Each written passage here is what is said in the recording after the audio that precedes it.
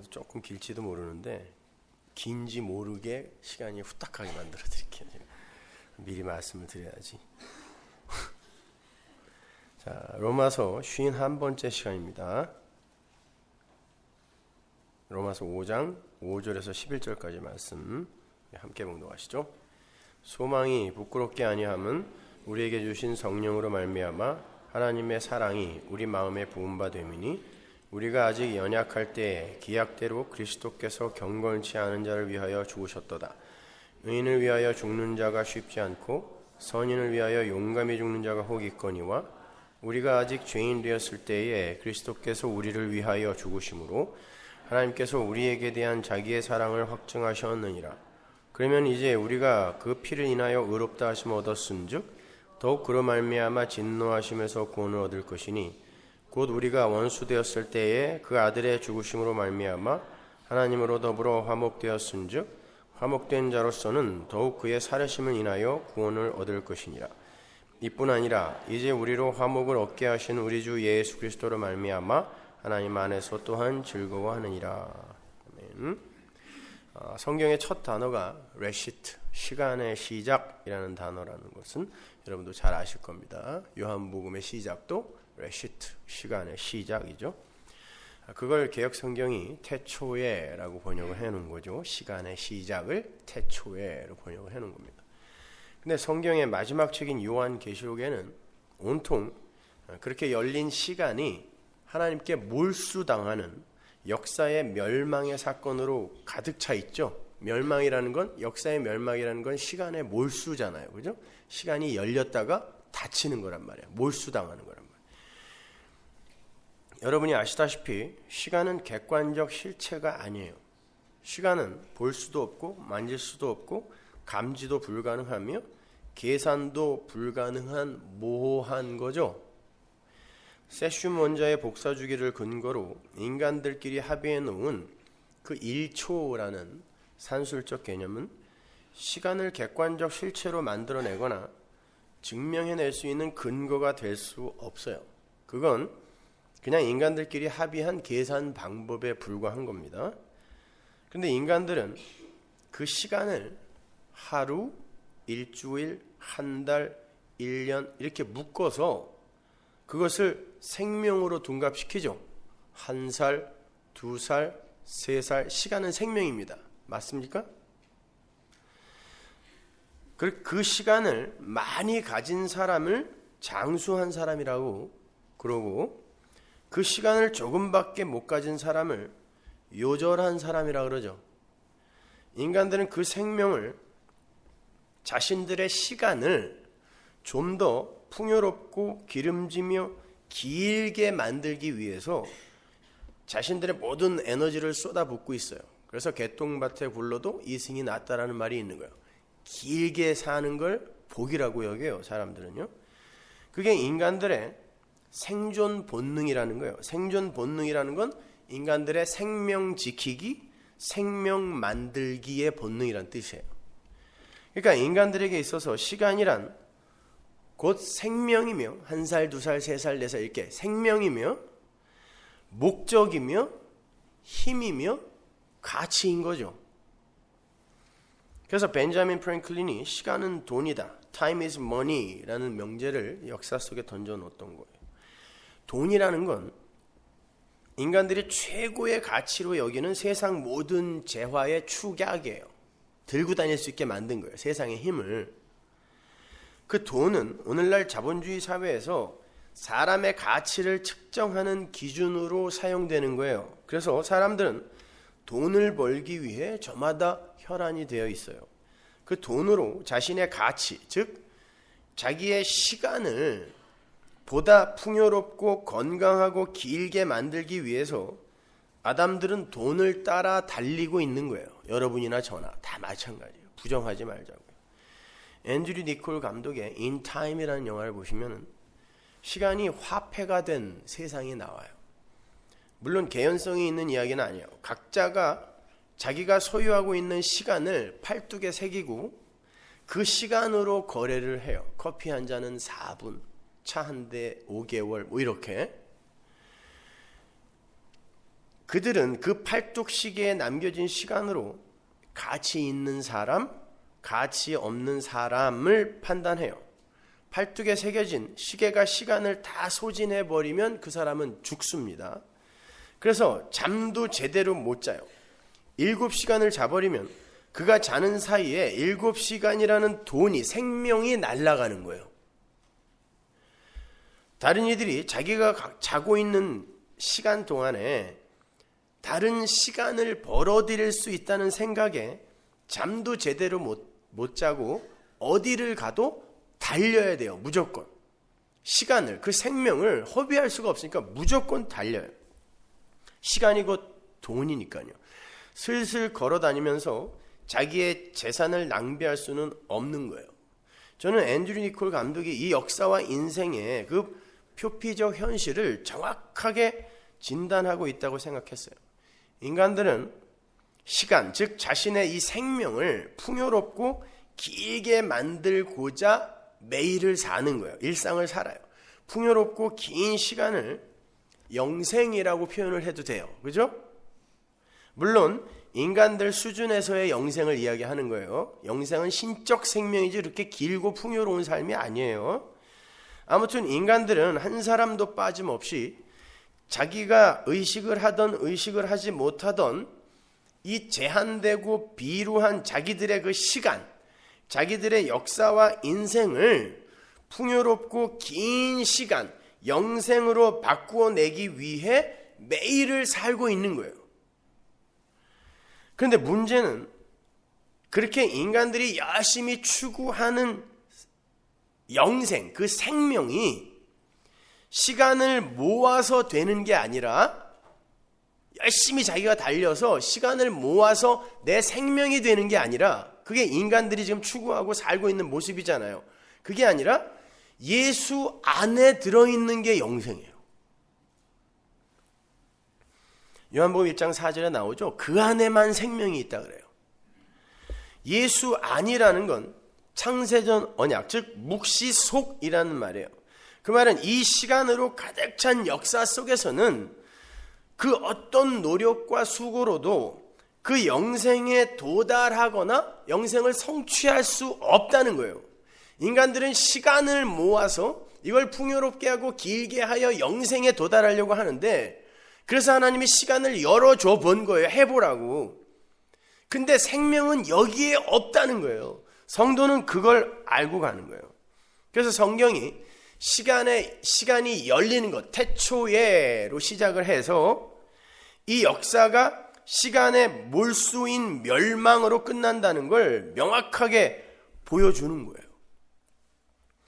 그렇다면 하나님께서 이 역사라는 걸 여시면서 시간을 주신 목적이 뭐라는 거예요?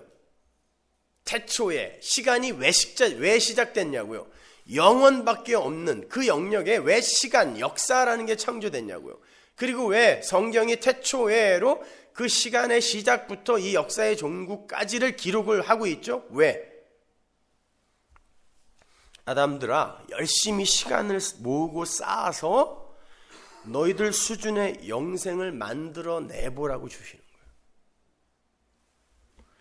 이 시간으로는 절대로 생명을, 영생을 만들어낼 수 없다는 걸 증명하시겠다는 거예요. 역사 속에서. 영생은 예수 안에만 있어요. 생명은 예수로만 비롯될 수 있다는 걸 역사, 즉 이 시간이 증명해내고 있는 거예요. 왜 시간이 우리에게 열렸는지 아시겠죠? 우리는 그 시간을 생명으로 여기니까 아니라는 거예요.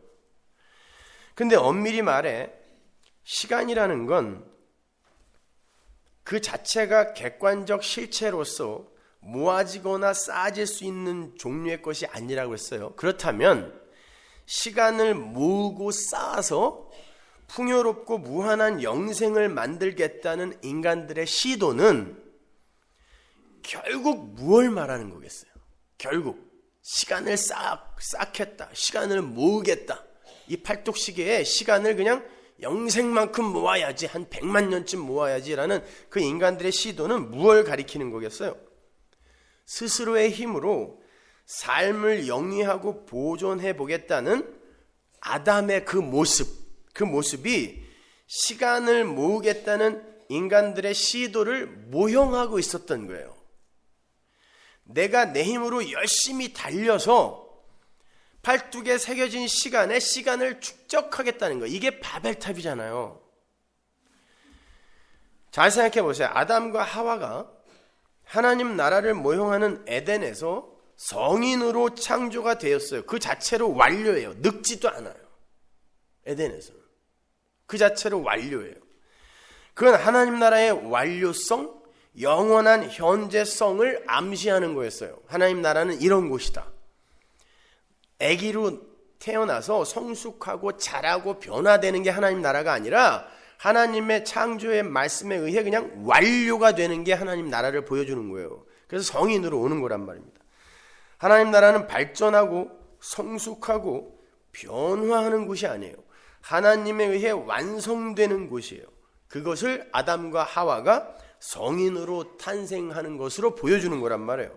그렇게 완료가 되어 있는 세상에서 시간이 필요 있어요? 생각해 보세요. 완료가 되어 있는 세상에서는 시간이 없단 말이에요. 시간은 엄밀히 말해 인간들의 다른 박질이란 말이에요. 근데 완료가 되어 있는 세상에는 인간들의 다른 박질, 변화와 성숙을 향한 애씀이 필요가 없어요. 왜? 완료니까. 거기서 더 나은 어떤 존재로 발전이 불가능한 곳이에요. 왜? 그게 완전함이니까. 그래서 시간이 없는 거예요. 쉽게 말해서 아담과 하와의 시간, 즉 그 아담과 하와의 나이가 의미가 있어요? 영원한 그 나라에서 무슨 의미가 있어요? 아담과 하와의 나이가 없단 말이에요. 그들은 하나님의 말씀으로 완료된 그런 창조물로 생겨난 존재이기 때문에 더 이상 성숙이나 변화가 필요 없는 상태란 말이에요. 그래서 하나님 나라는 영원한 현재라고 하는 거예요. 그게 하나님 절대 의존의 나라예요. 하나님이 다 하시는 나라, 하나님이 통치하시는 나라. 하나님 나라 백성은 스스로의 열심과 노력으로 시간을 쌓아서 성장과 성숙과 발전을 하며 생명을 쟁취해내야 되는 존재가 아니라 하나님으로부터 영원한 시간, 영생을 선물받아 완성되는 존재라는 거예요. 복음은 아주 심플한 거예요, 여러분. 근데 아담과 하와가 하나님의 전적인 보호와 인도에서 벗어나서 스스로 선악 판단의 주체가 되어서 하나님처럼의 삶을 추구하게 되면서부터 우리도 달려서 하나님처럼 돼보겠다라는 이 하나님처럼의 삶을 추구하게 되면서부터 인간들이 나이를 먹기 시작한 거예요. 그러니까 인간들이 달리면서 시간을 살게 될 때 늙는 거예요. 나이를 먹는 거예요. 이해가 가세요? 선악과 따먹은 인간들의 실존이에요, 그것이요. 그리고 그들은 성숙하게 되었고 변화하게 되었습니다. 달리면서 선악과 먹고 달리기 시작했잖아요. 창조의 나라에서 벗어난 인간이 스스로 하나님처럼 살아보겠다고, 다른 말로 하나님의 창조 사역을 흉내내 보겠다고 나서면서 인간들이 성숙하기 시작했어요. 근데 성숙과 변화가 늙음과 썩어짐을 동반하더라는 거예요. 시간이. 그리고 결국 인간들이 만들어낸 성숙의 절정이 사망으로 끝이 나요. 시간을 쌓아서 영생을 얻는 줄 알았는데 시간을 쌓으면서 늙기 시작하더니 결국 시간을 많이 쌓아서 죽음으로 가더라는 거예요. 그래서 창세기 5장의 모든 인간들이 죽음으로 끌려 들어가는 그런 장면으로 점철이 되는 거예요. 죽었더라, 죽었더라, 죽었더라, 죽었더라. 계속 다 죽어요. 이게 시간을 모으고 쌓아서 영생에 도달해 보겠다는 아담들의 결국이며 실체임을 증명하는 게 역사의 역할이에요. 이 시간의 역할이라고요, 그게. 그러한 가운데 성도라는 사람들이 시간의 영역 밖에 그 묵시를 품고 이 땅에 던져져요. 그들은 이 시간 속에서 시간을 따라 함께 흘러가다 보면 그 시간이 쌓여서 결국 사망이 된다는 걸 아는 사람들이에요. 여러분 계시를 받는 분들이기 때문에. 그래서 자꾸 이 시간에서 빠져나가야 한다는 생각을 하게 되죠. 물론 성령으로 오신 믿음에 의해서 그러한 생각도 들게 되는 거예요. 그런데 이 역사 속에서는 시간이 돈입니다. 가치란 말이에요. 그래서 이 시간 속에서 빠져나오기가 쉽지 않아요. 성도도 마찬가지예요. 아는데 이 육이 거기서 빠져나오려고 하지를 않아요. 시간이 좋아요. 그래서 하나님이 그들의 삶에 개입을 하시는 거예요. 하나님께서는 당신 백성들의 삶 속에 개입하셔서 그들의 시간이 얼마나 허무한 것이며 그 시간을 윤택하고 길게 만드는 게 진짜 복된 삶이, 복된 생이 아니라는 걸 알게 하신단 말이에요. 그게 성도의 인생이에요. 하나님은 당신 백성들의 시간을 환난으로 채우기도 하시고 질병으로 채우기도 하세요. 그렇게 해서 그들로 하여금 이 시간이 쌓여서 영생이 된다는 건 언어 도단이라는 것을 깨닫게 해주는 거란 말이에요. 그게 성도의 그 역사, 이 시간의 존재 의미인 거예요. 그래서 성경이 태초에 시간의 시작이라는 단어로 시작되는 거예요. 시간을 주어 볼 테니까 그 시간으로 열심히 영생을 만들어 내보려는 거예요. 그래서 선악과 입에 물려 시간으로 던져보내는 거예요. 열심히 달리라는 거예요. 너희들한테는 그런 능력이 없다는 걸 알게 해주시는 거예요. 시간, 그 역사는 결코 생명이 될 수 없어요. 그래서 시간의 시작으로 시작된 성경이 진짜 생명이신 예수가 오시는 것으로 끝나는 거예요. 계시록 22장 20절 보세요. 이것들을 증거하신 이가 가라사대 내가 진실로 속히 오리라 하시거늘 아멘 주 예수여 오시옵소서. 주 예수의 은혜가 모든 자들에게 있을지어다. 아멘. 시간을 열어놓고 열심히 생명을 만들어봐, 생산해봐 라고 하신 하나님께서 역사 마지막에 뭐라 그래요? 진짜 생명이 간다 라고 끝내는 거예요. 예수 안에 생명. 시간이라는 가짜 생명으로 시작된 성경이 예수라는 진짜 생명으로 끝이 나는 거예요. 성도는 주 예수의 은혜로 사는 거지 시간으로 사는 게 아니라는 거예요. 열심히 달려서 사는 게 아니란 말입니다. 주 예수의 은혜, 이것이 성경의 결론이며 대주제예요. 성경 맨 마지막이 결론이 주 예수의 은혜라니까요. 그 단어로 끝나는 거예요. 그런데 이 사실을 성도만 감지하고 수긍하게 되는 거예요. 잘 들으세요, 여러분. 제가 이 원고를 어저께 낮에까지 다 써놨다가 홀랑 다 날아가는 기가 막힌 일이 있었어요. 다시 썼는데 밤꼬박 새서 그럴 때마다 굉장히 은혜가 풍성히 쏟아지더라고요. 그러니까 잘 들어보세요. 유익할 거라고요. 자, 그것이 이 역사와 인생의 역할이며 증명해내야 할 바라면 우리는 이 역사 속에서 나의 생명, 즉 나의 시간을 성숙시키고 윤택하게 만드는 걸 목적으로 살아야 돼요? 아니면 예수의 은혜를 갈망하는 자로 살아야 돼요? 후자란 말이에요.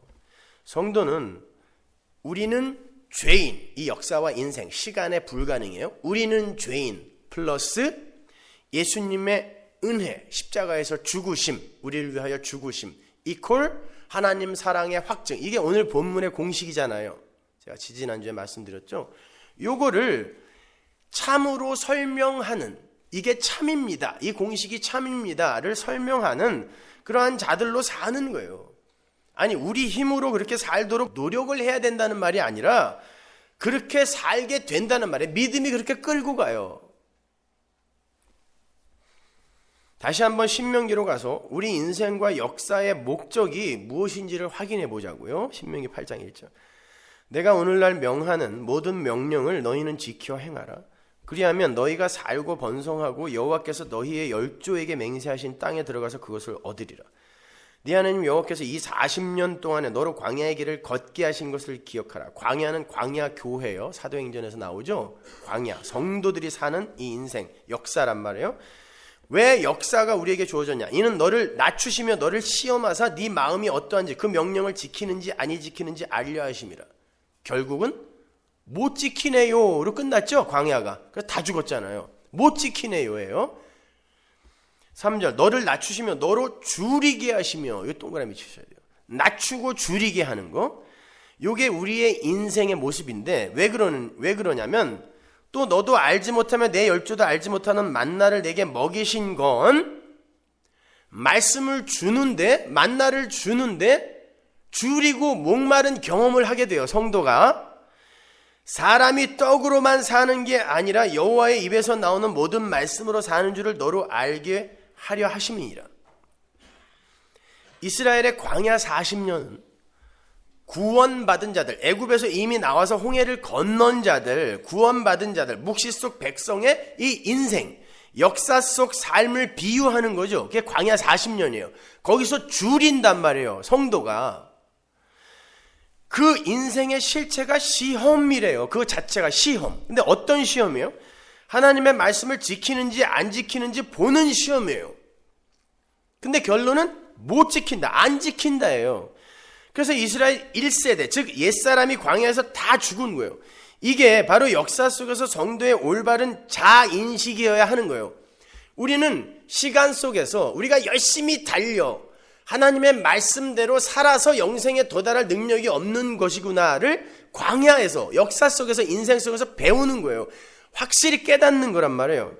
하나님의 말씀을 지켜서, 다른 말로 인간들의 힘과 지혜를 바탕으로 생명에 이르는 게 아니라 하나님의 말씀에 의해 생명이 된다는 걸 증명해내는 게 성도의 인생이라는 거란 말이에요. 인간은 하나님의 요구를 온전히 이루어낼 수 없어요. 근데 온전하지 않은 건 99점도 빵점이에요. 성경이 이야기하는 거예요. 하나님이 이야기하는 거예요. 온전하지 않으면 99.999도 빵점이에요. 따라서 성도는 자기의 힘과 지혜를 바탕으로 생명에 이르는 게 아니라 하나님의 말씀에 의해 그냥 창조되는 생명, 그러한 하늘의 생명을 갖는 게 성도라는 걸 이 역사 속에서 증명해내야 되는 거란 말이에요. 그게 인생이에요. 창세기 17장 1절 보세요. 나는 전능한 하나님이라 너는 내 앞에서 행하여 완전하라예요. 아니면 죽어요. 완전하라. 하려면 완전하게 해, 그런 거예요. 이스마엘 하나 내놓고 내 말 다 지켰다고 너스레 떨지 말고 하려면 완전하게 해. 이게 창세기 17장이에요. 16장에서 이스마엘이 나오고, 근데 사도 바울은 그 창세기 16장을 율법, 신의 산의 이야기라고 하잖아요. 하려면 완전히 해요. 시편 119편 44절. 내가 주의 율법을 항상 영영히 끝없이 지키리다. 이렇게 지켜야 돼요. 지키려면 항상 영영히 끝없이. 근데 세상에는 그 요구를 지켜낼 만한 사람이 단 한 사람도 없다고 성경은 진술해요. 전도서 7장 20절 보세요. 선을 행하고 죄를 범치 아니하는 이위는 세상에 아주 없느니라. 아예 없어요. 하나님의 완전에 도달할 수 있는 인간은 세상에 아주 없어요. 그러면 이 딜레마를 어떻게 해결해야 하느냐는 거예요.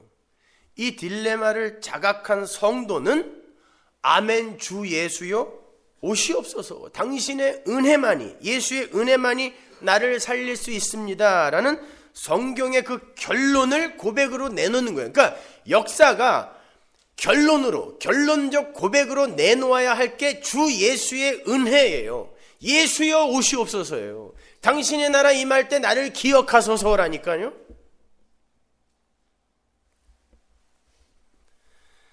근데 성경을 표피적으로만 보게 되면 성경이 인간들의 잠재력 발휘를 고취시키는 책이 되는 거예요. 할 수 있어. 너희들도 할 수 있어. 해봐. 이렇게 잠재력 발휘를 고취시키는 책이 되는 거예요. 잘 보시면 신명기 8장의 시험의 내용이 사람이 떡으로만 사는 게 아니라 하나님의 입으로 나오는 말씀으로 사는 것이라고 기록이 되어 있습니다. 근데 그걸 알게 하기 위해 줄이게 하셨다는 말이 붙어 있어요.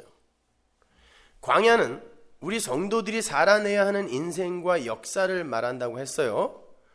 그러면 그 이야기는 모든 성도 일반에게 보편적으로 해당되는 말이어야 돼요. 이게 정말 음식이 없어서 굶주리는 굶주림이라면 성도는 다 똑같이 굶주려야 되는데 아니잖아요. 부자도 있다니까요. 안 굶는 사람이 있어요.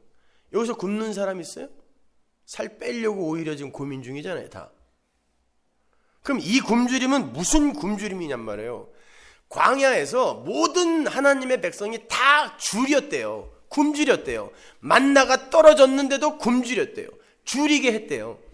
무슨 굶주림이겠냐고 이것이. 아모스 8장 11절 보세요. 주 여호와께서 가라사대 보라 날이 이를지라 내가 기근을 땅에 보내리니 양식이 없어 주림이 아니며 물이 없어 가람이 아니고 여호와의 말씀을 듣지 못한 기갈이라. 요 주림을 이야기하는 거예요. 모든 성도들이 이 역사 속에서 줄이게 되는 건 여호와의 말씀이에요. 왜요? 하나님께서 말씀을 비밀로 가려놓으셨기 때문에 그래요. 여러분은 아직도 성경의 10분의 1도 모르죠? 저도 10분의 1도 모르니까 줄인 거예요, 아직이요. 이렇게 열심히 공부를 해도 줄인다니까요, 우리는. 그걸 역사 내내 서서히 열어서 당신의 백성들에게 보여주시고 깨닫게 해주시는 거예요. 삶의 경험과 함께. 그런데 그 여호와의 말씀, 그 비밀, 무스테리온, 비밀이 그들에게 온전히 이해되기까지 그들은 죄인의 역사 속 상태를 처절하게 경험하게 되는 거예요. 시간 속에서 시간을 윤택하게 하고 길게 하기 위해 이들도 달리게 돼 있어요. 어디서? 교회 안에서. 예배당 안에서. 반드시 줄인 거예요. 말씀을 온전히 이해 못하는 그 삶을 반드시 통과하게 돼요. 저도 이렇게 은혜를 설명하면서 열심히 또 달린다니까요. 어느 순간 돌아보면 정말 불가능해요. 은혜, 자유 이야기하면서도 뭔가 불안하고 두려워서 또 달려요. 줄이는 거예요. 성도가 예배당 출입을 하면서 설교를 들으면서도 만나가 떨어지는데도 말씀이 진짜 말씀으로 이해되어지기까지, 말씀은 누구? 예수의 진의가 진짜 이해되어지기까지 긴 시간, 평생이 걸린다는 거예요. 정확히 말하면 삶 속에서 말씀이신 예수를 이해하고 깨닫게 된단 말이에요. 아, 예수가 오셔야 되는구나. 그 안에만 생명이 있는 거구나. 이렇게.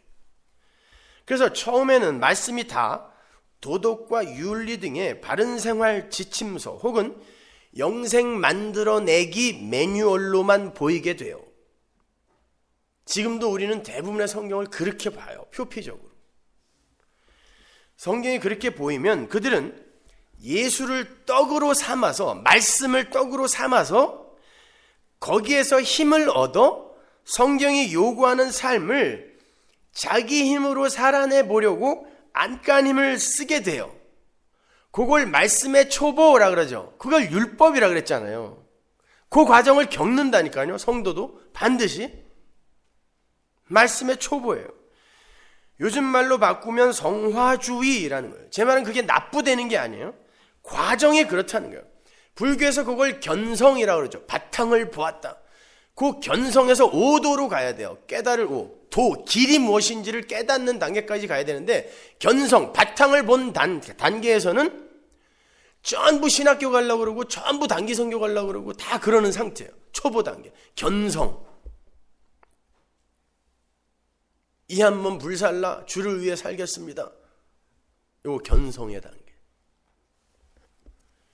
근데 오도는 뭐예요? 진짜 길, 예수라는 길을 깨닫게 되면 아니구나. 내가 그렇게 살아서 하나님이 나를 기쁘게 여기시는 게 아니라 예수를 믿는 거구나. 그 예수라는 길, 그 길로 가야 되는 거구나. 이렇게. 그게 오도의 단계란 말입니다. 부흥 집회 같은 데에서 설교자들이 초청을 하면 눈물 철철 흘리면서 두 손 들고 단 앞으로 나가는 거 다 요 견성의 단계예요. 복음, 그 예수라는 그 떡을 에너지 삼아 내가 받았으니까 내가 달려보겠다는 거예요. 이게 정석 아닌가? 아니에요, 여러분. 절대 아니에요. 거기서 한 발 더 들어가야 돼요. 분명 복음을 근거로 헌신을 했는데 나중에 보면 그 일을 해낸 나에게 모든 칭찬을 돌리는 걸 여러분은 너무 많이 보죠? 아니, 대부분 그래요. 모든 인간이 그래요. 그런 거 하지 말라는 게 아니라 해시란 말이에요. 해보시란 말이에요. 그리고 그러한 헌신의 삶조차도 나의 보람이나 나의 가치로 챙기고 있는 자신을 볼 수 있어야 된다는 거예요. 요게 기근을 통과하는, 굶주림을 통과하는, 만나를 받았음에도 굶주림의 과정을 통과하는 자, 말씀의 진리를 모르고 굶주림의 과정을 통과하는 자의 삶이란 말이에요. 그래서 성경이 하나님의 백성들이 인생 속에서도, 하나님의 백성들의 인생 속에서도 1차적으로 말씀의 주림을 허락하신다라고 기록을 하고 있는 거란 말이에요. 성경 말씀이 예수와 십자가로 온전히 이해가 되질 않아요. 우리는 말씀이신 예수에 의해 존재하고 살아가며 예수에 의해 완료된 자들임이 쉽게 수긍이 안 간다는 말이에요. 왜 이렇게 힘이 있고 지혜가 있는데 왜 예수로만, 말씀으로만 살아야 하는지가 이해가 잘 안 가요. 말씀으로 살아라, 말씀대로 살아라 라는 말은 말씀이신 예수 믿어라라는 뜻인데 우리는 자꾸 그 말씀을 내가 예수를 떡으로 삼아, 그걸 에너지 삼아 살아야 하는 것으로 자꾸 이해를 하게 된다니까요. 그리고 거기에 대해서 믿음도 잘 안 가요. 진짜 예수만 믿으면 되는 건가? 그리고 예수 믿는 건 또 뭐야? 이렇게 간단 말이에요. 그래서 예수를 떡으로만 생각을 하는 율법주의적 신앙생활을 한동안 하게 만드시는 거예요. 그건 단순히 예수님이 이 세상에 떡을 주러 온 것이다 라고 이렇게 오해하는 어떤 무리의 이야기를 하는 게 아니에요. 교회의 이야기라니까요. 이게 우리의 이야기란 말이에요. 은혜를 알고 난 후에도 우리의 육은 말씀을 율법으로 끌어당길 때가 많아요. 그리고는 그 삶 속에서 자신의 실체를 직시하게 하시고, 나는 예수를 떡으로 하여 나의 보람과 가치를 챙기는 사람이 아니라 말씀이신 예수, 창조주이신 예수를 믿고 의존해야 하는 것이구나 라는 고백의 자리로 끌고 가는 거예요. 이게 떡으로만 사는 게 아니라 하나님의 입으로 나오는 말씀, 창조의 말씀이잖아요. 가라사대 하면 그냥 생기는 거예요. 우리는 말씀으로 사는 거지, 창조되는 자지, 그걸 떡 삼아 우리가 그걸 에너지로 하여 달리는 게 아니구나를 깨닫는 게 광야 시험의 목적이라는 거예요. 이 시험은 성도에게만 유효한 겁니다. 성도만 그걸 알아요. 이 인생과 역사의 보편적 시험을 구체적으로 받아내신 분이 예수님이세요. 누가복음 4장 1절 보세요. 예수께서 성령의 충만함을 입어 요단강에서 돌아오사 광야에서 40일 동안 성령에게 이끌리시며 마귀에게 시험을 받으시더라. 이 모든 날에 아무것도 잡수시지 아니하시니 날 수가 다함에 줄이신지라. 마귀가 가로되 네가 만일 하나님의 아들이여든 이 돌들에게 명하여 떡덩이가 되게 하라. 예수께서 대답하시되 기록하기를 사람이 떡으로만 살 것이 아니라 하였느니라.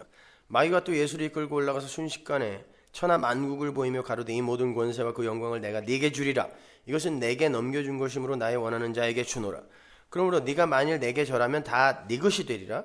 예수께서 대답하여 가라사대 기록하기를 주 너의 하나님께 경배하고 예배하고요, 프로스큐네요, 다만 그를 섬기라 하였느니라. 또 이끌고 예루살렘으로 가서 성전 꼭대기에 세우고 가로되 네가 만일 하나님의 아들이어든 여기서 뛰어내리라. 기록하였을 때 하나님이 너를 위하여 그 사자들을 명하사 너를 지키게 하시리라 하였고 또한 저희가 손으로 너를 받들어 네 발이 돌에 부딪히지 않게 하시리라 하였느니라. 예수께서 대답하여 가라사대 말씀하시기를 주 너의 하나님을 시험치 말라 하였느니라. 마귀가 모든 시험을 다 한 후에 얼마 동안 떠나니라. 마귀가 전부 구약의 성경을 들고 예수님을 시험하죠.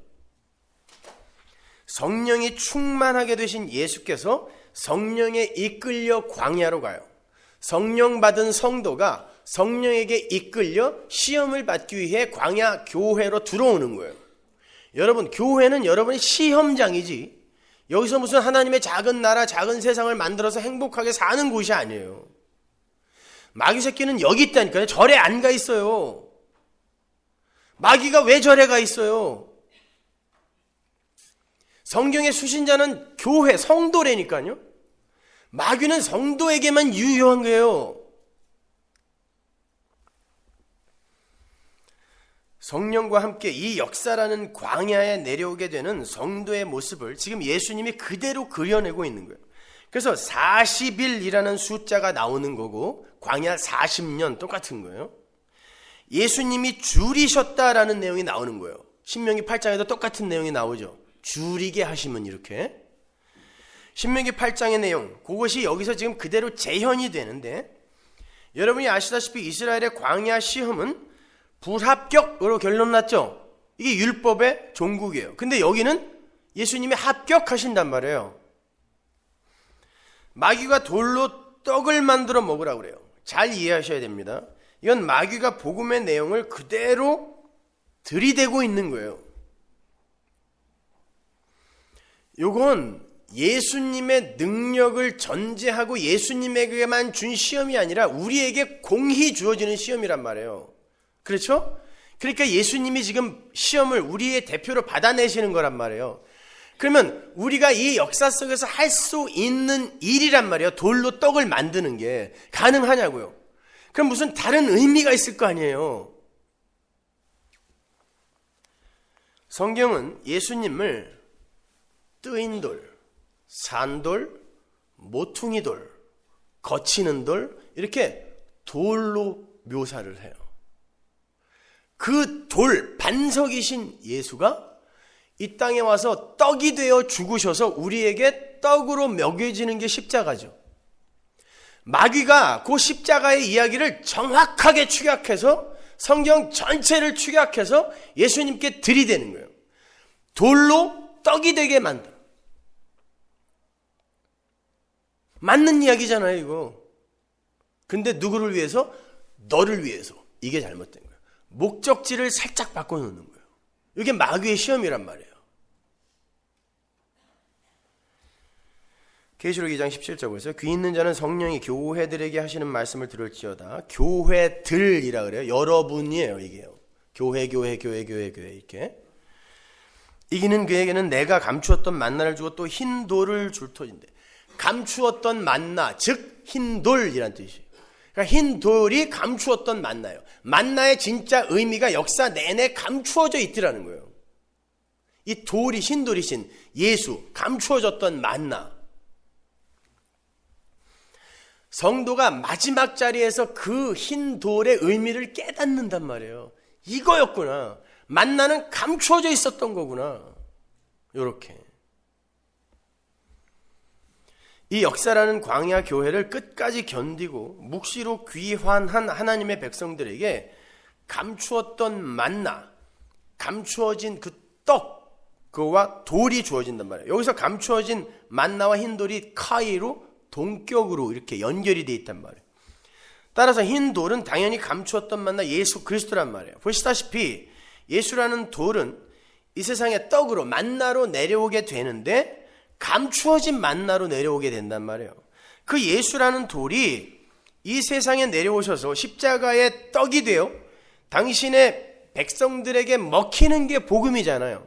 십자가란 말이에요. 근데 마귀가 그 말씀 십자가를 들고 예수를 시험하고 있어요. 어디서? 교회에서요. 교회들에게 그러잖아요. 교회에서.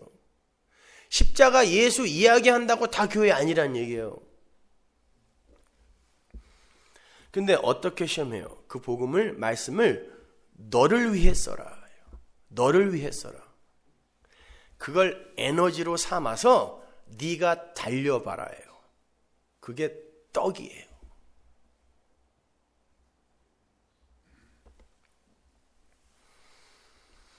거기에 예수께서 이렇게 대답하십니다. 사람이 떡으로만 사는 게 아니라 하나님의 말씀으로 산다.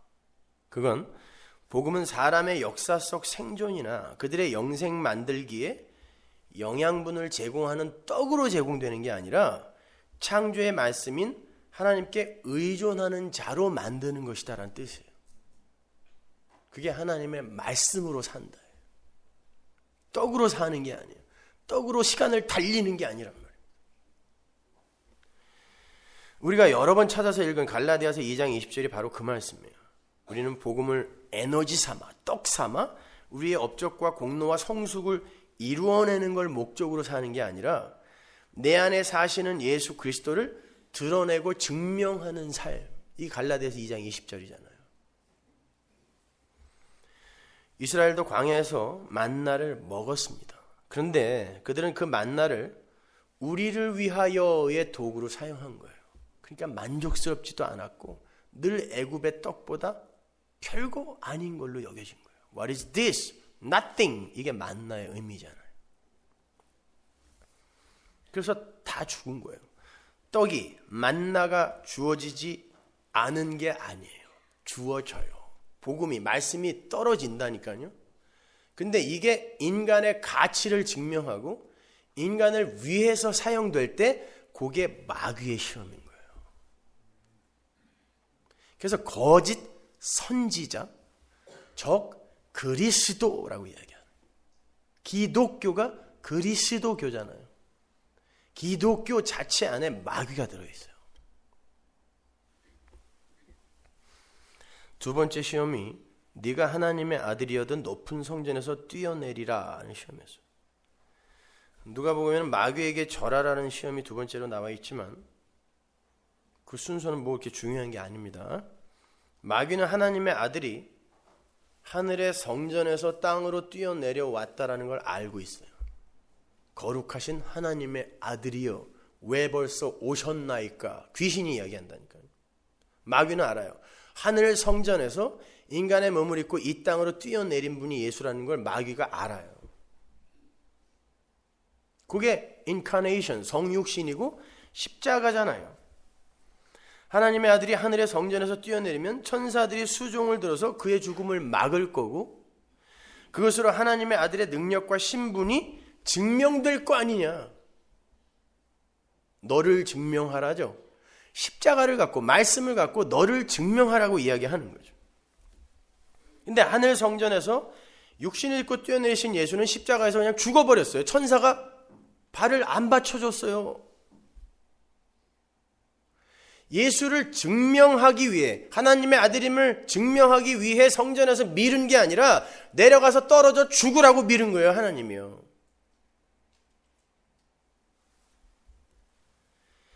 하나님의 백성은 절대로 이 역사 속에서 자기를 증명하거나 자기의 능력을 과시하는 삶을 살 수 없다는 걸 보여주는 거예요. 신앙생활, 성경 지식 이런 걸 갖고도 안 돼요.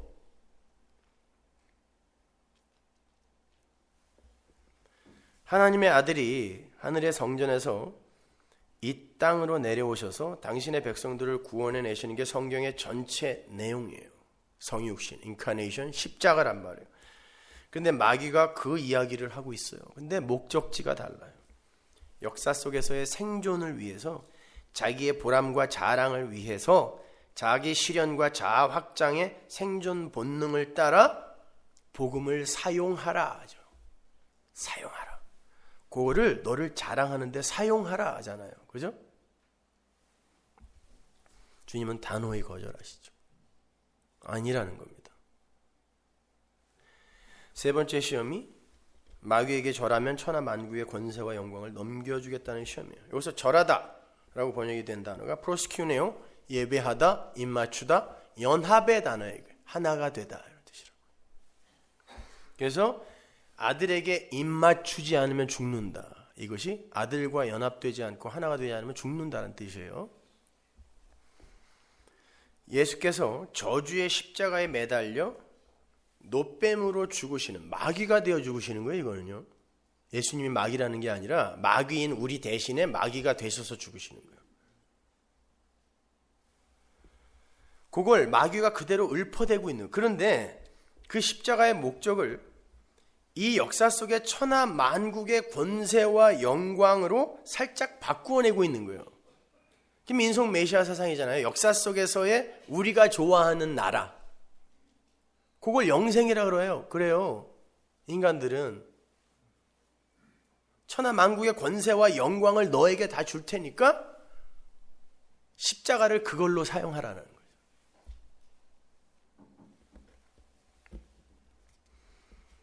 예수님께서 마귀가 쓴 그 단어를 그대로 인용하셔서 주 너의 하나님을 경배하라 그래요.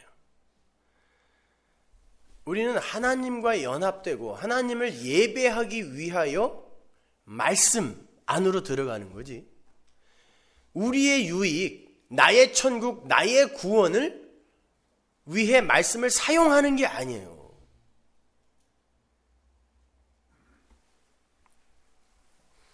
잘 보세요. 마귀가 십자가를 들이대면서 예수를 시험합니다. 에덴 동산에서 뱀이 하나님의 말씀을 들고 하와를 미혹하는 것과 똑같아요. 하나님이 이렇게 하셨니? 이렇게 마귀가 하나님의 말씀을 갖고 항상 하나님의 백성을 시험한다니까요.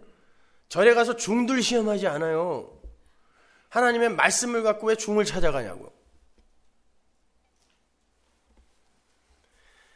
뱀은 하나님의 말씀을, 목적지를 살짝만 바꾸어내요. 그 말씀을 너를 위해 써라, 네가 하나님처럼 되는 데에 사용하라. 예수님은 십자가라는 광야 인생을 통하여 당신의 신분을 증명하거나 당신의 능력을 과시하는 삶을 살지 않으셨어요. 근데 그걸 합격이라 그랬어요. 근데 왜 우리는 십자가, 복음을 갖고 자꾸 변화된 나를 자랑하고 싶어 하냐고요. 그렇게 하지 말라는 게 아니에요. 왜 그걸 목적으로 삼냐고요. 기독교의 목적이 그게 아니라니까요. 시험에 통과한 예수는 이 세상의 실패자라고 낙인 찍었어요. 근데 우리는 온 세상이 다 칭찬해주는 성도가 되재요.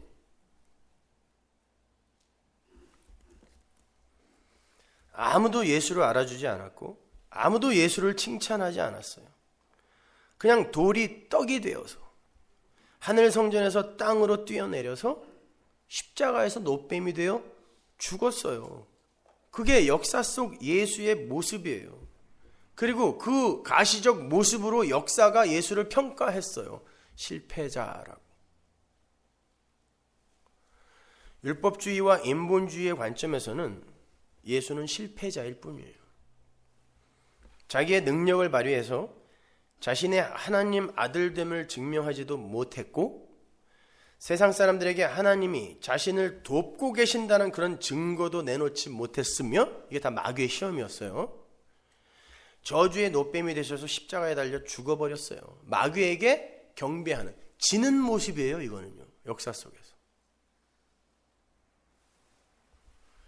근데 하나님은 그분을 하나님 나라의 왕, 즉 하나님 나라의 거룩한, 하나님의 거룩한 나라인 그 교회의 원형으로 제시하신다고. 예수를 머리로 한 내 백성, 이게 예수란 말이에요. 교회란 말이에요. 이것이 성도가 이 역사 속에서 바로 그 시험을 받게 된다는 거예요. 누가복음 4장에 보면 마귀가 예수님을 시험하고 얼마 동안 떠났다는 어구가 나오죠. 거기에 쓰인 얼마 동안이라는 단어가 카이로스예요. 정해진 때까지 일정한 짧은 어느 시간 동안. 그러면 얼마 동안 떠나면 곧 돌아온다는 얘기죠. 어디로 돌아올까요? 십자가 이후에 탄생되는 하나님의 교회로 돌아오는 거예요. 그리고 똑같은 시험을 던지는 거예요. 그래서 교회는 요 세 가지 시험밖에 안 받아요. 다른 시험 없어요. 모든 시험이 다 요 세 가지에 다 들어가 있어요. 그래서 누가복음 4장에 예수님의 광야 시험의 에피소드 바로 밑에 귀신 들린 자가 등장하는 거예요. 귀신이 돌아온 거예요. 그리고는 구원받는 어떤 자를 시험하는 거죠.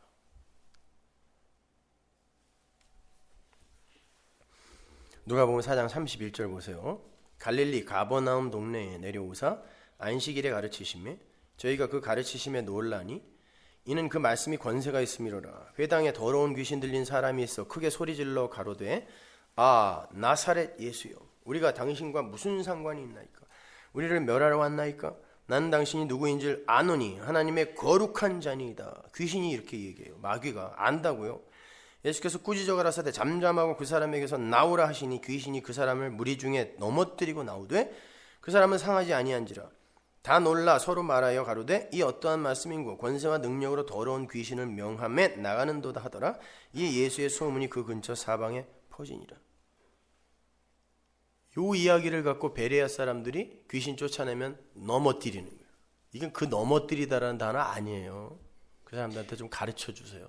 막 넘어뜨리는 거 아니에요. 예수님께서 시험을 다 받으시고 갈릴리 가버나움으로 내려오세요. 갈릴리는 히브리어 가릴에서 온 단어로 돌고 돌다, 하는 일이 계속 반복되다 이런 뜻이에요. 그리고 가버나움은 히브리어 카파르나훔에서 나온 건데 카파르가 성전을 가리키고 나훔이 자기 자신을 위로하는 이런 뜻이에요.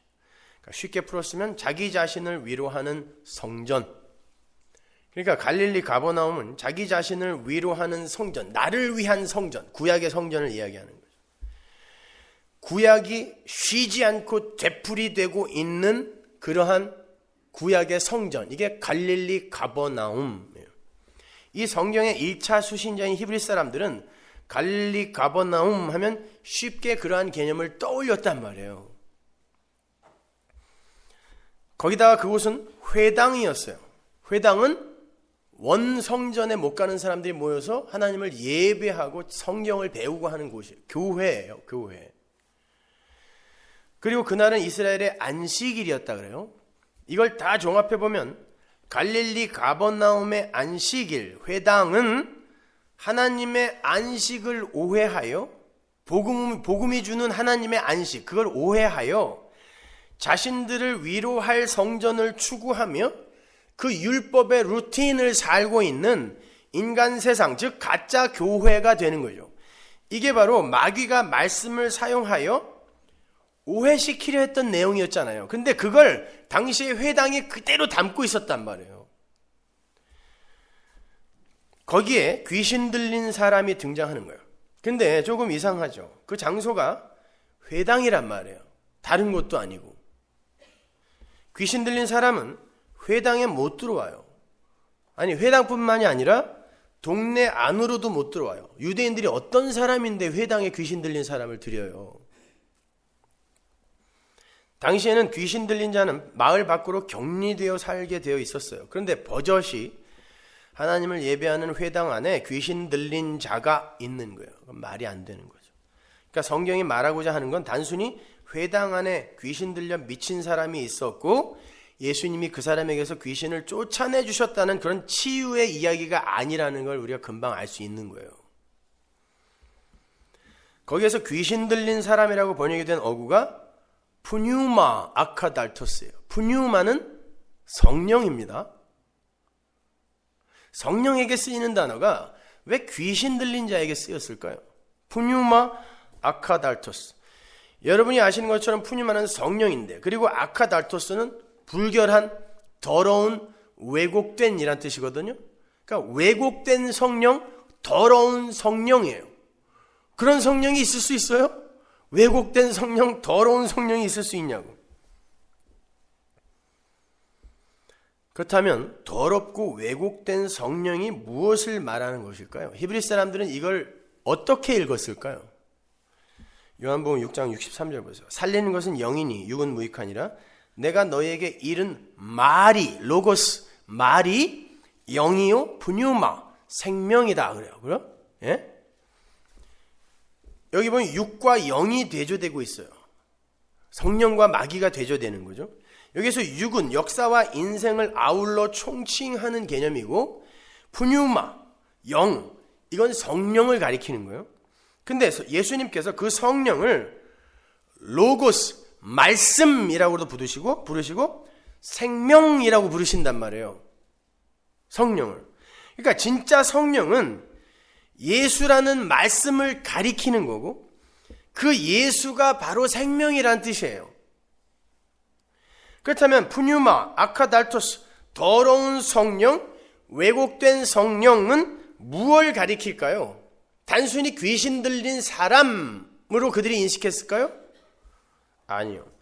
예수에게로 인도하지 않고 인간의 행위로 이끌어가는 왜곡된 더러운 말씀의 흉내를 내는 더러운 말씀을 푸뉴마 아카달토스, 그걸 귀신 들린 사람으로 이야기하는 거예요. 그 안에 회당에 있는 모든 이들이 그 귀신 들린 사람 안으로 들어가서 이들이 다 그런 사람이더라를 설명하는 거예요, 지금. 히브리 사람들은 그러한 더러운 말, 왜곡된 말을 가진 자를 귀신 들린 자라고 불렀어요. 그래서 누가가 푸뉴마 아카달토스라는 말을 쓰고 있는 거예요. 지금 누가는 회당 안에 모든 유대인들을 다 싸잡아서 푸뉴마 아카달토스라고 지적하고 있는 거예요. 왜요? 예수님의 광야 시험 이후에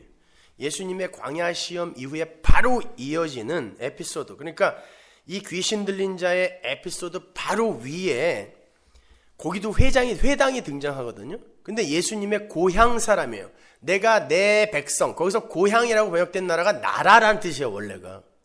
그 단어가. 자기 백성, 자기 나라에 갔는데 그들이 그 말씀을 안 받아들이는 이야기가 예수님의 그 광야 시험 바로 다음에 기록되어 있고, 그들 바로 뒤에 귀신 들린 자, 회당 안에 귀신 들린 자의 이야기가 적혀 있단 말이에요. 이건 다 연결이 되어 있는 거라고요, 이게. 그러니까 이 귀신 들린 자의 에피소드 바로 위에 예수님을 죽이려고 하는 예수님의 고향 사람들, 예수님의 나라 사람들이 등장하고, 그 사람들이 귀신 들린 자 마귀다, 마귀가 어떻게 하나님의 백성을 시험하는가를 보여주는 거예요, 지금. 그래서 예수님의 시험 바로 다음에 이 이야기들이 연이어 나오는 거예요. 그러니까 우리는 이 두 에피소드를 통해서 귀신 들린 자, 마귀의 정체가 무엇인지를 분명히 알게 되는 거예요. 만나가 떨어지는데 여전히 줄이고 있는 우리의 실체를 보게 된다는 뜻이에요. 예수님의 광야 시험 바로 다음에 예수님께서 당신의 고향인 나사렛의 회당으로 가셔서 말씀을 전하는 장면이 나와요. 우리가 조금 전에 읽은 갈릴리 가버나움의 회당에는 더럽고 왜곡된 말, 푸뉴마 아카달토스가 나오잖아요. 그런데 나사렛의 회당에서는 진짜 말씀, 진짜 영, 진짜 예수님께서 푸뉴마를 전한다고요. 진짜 푸뉴마를 전한다고요. 예수님이 말씀을 전하니까. 이 대조를 잘 보시란 말이에요. 한쪽에서는 마귀, 더러운 말, 왜곡된 말이 등장하고 있고, 한쪽에서는 진짜 로고스, 진짜 푸뉴마가 등장하는 거예요. 예수님께서 나사렛의 회당, 오늘날로 말하면 교회에 들어가셔서 묶이고 갇힌 자들이 은혜에 의해서 자유를 얻게 되는 이사야서의 그 희년에 대해서 말씀을 하셨어요. 이게 복음이다. 뭘 해서가 아니라 그냥 때가 되면 7년 완료거든요. 7이라는 숫자는 언약, 약속의 단어이고 창조의 수예요. 쉐마, 약속, 언약이라는 단어가 원래 7번 말하다라는 뜻이란 말이에요. 그러니까 언약, 약속에 의해 너희들은 자유롭게 해방되는 거지, 니들이 뭐가 잘나서가 아니다. 그죠? 종들이 뭘 잘하건 못하건 희년, 때가 이르면 약속에 의해 풀려나는 희년의 이야기를 하시는 거예요, 예수님이. 그랬더니 그곳에 있던 사람들이 어떤 반응을 보이는지 보세요. 누가복음 4장 23절. 예수께서 저희에게 이르시되 너희가 반드시 의원아 너를 고치라 하는 속담을 인증하여 내게 말하기를 우리의 들은 바 가버나움에서 행한 일을 네 고향 여기서도 행하라 하리라. 말씀을 자기들의 역사 속 세상살이의 유익을 위한 것으로 곡해를 하더라는 거예요. 그리고는 그걸 위해 기적도 병행하여 보여달라고 이야기하는 거예요. 지금 바로 앞에 그 마귀의 시험과 동일한 내용이죠. 복음은 이런 거를 갖다 주는 거야. 이렇게 마귀가 의도했던 반응이 정확하게 사람에게서 나오고 있는 거예요. 예수님의 반응과 정반대의 반응이 나오고 있단 말이에요. 여기서. 그래서 예수님의 광야 시험 바로 밑에 여기 기록되어 있는 거예요. 말씀이 떨어지자 그 말씀으로 나를 유익하게 하라라는 반응이 일어나잖아요. 그때 주님께서 엘리사와 엘리야 이야기를 해주세요. 누가복음 4장 25절에서 내가 참으로 너에게 이르노니 엘리야 시대에 하늘이 새해 6달을 닫혀. 새해 6달은 3년 반이죠. 예수님의 공생애 몇 년? 3년 반. 한때 두때 반때 여자 하나님의 교회가 광야에서 양육받는 시간, 이 역사를 요한계시록은 또 한때 두때 반때 3년 반 이렇게 이야기하잖아요. 그 3년 반이에요. 3년 반 하늘이 닫혀 기근이 오는 거예요. 예수님이 이 땅에 말씀이 만나가 왔는데 기근이 일어나서 그들이 말씀을 못 먹었다니까요. 그 이야기 하시는 거예요. 지금 땅에 큰 흉년이 들었을 때 이스라엘에 많은 과부가 있었을 때, 과부라는 건 외부의 도움이 없이는 홀로 존재할 수 없는 사람이에요. 오늘날 과부와는 달라요. 당시의 과부는 엘리야가 그중 한 사람에게도 보내심을 받지 않고 오직 시돈 땅에 있는 사렙다의 과부에게 뿐이었으며, 또한 선지자 엘리사 때에 이스라엘에 많은 문둥이가 있었을 때 그 중에 한 사람도 깨끗함을 얻지 못하고 오직 수리아 사람 나아만 뿐이니라. 율법주의 이스라엘 안에 있는 과부 문둥이는 단 한 사람도 나음을 못 받아요. 못 먹는다는 뜻이에요. 떡을, 예수를. 자기 행위 때문에 제사를 지키기 위해. 근데 그 이스라엘 예루살렘 밖에 어떤 이들은 자기들이 어떤 자인지를 알고 떡 주세요 그러더라는 거예요. 율법주의 밖에 있는 자들이. 먼저 엘리야의 이야기가 나오는데 말라기에 보면 엘리야는 아버지의 마음을 아들에게 돌리고 아들의 마음을 아버지께로 돌리는, 화목하게 하는 이라는 뜻이에요. 그러한 역할을 하는 게 엘리야라 그러죠. 누구예요 정확하게? 예수예요. 원래 엘리야는 예수의 모형이란 말입니다.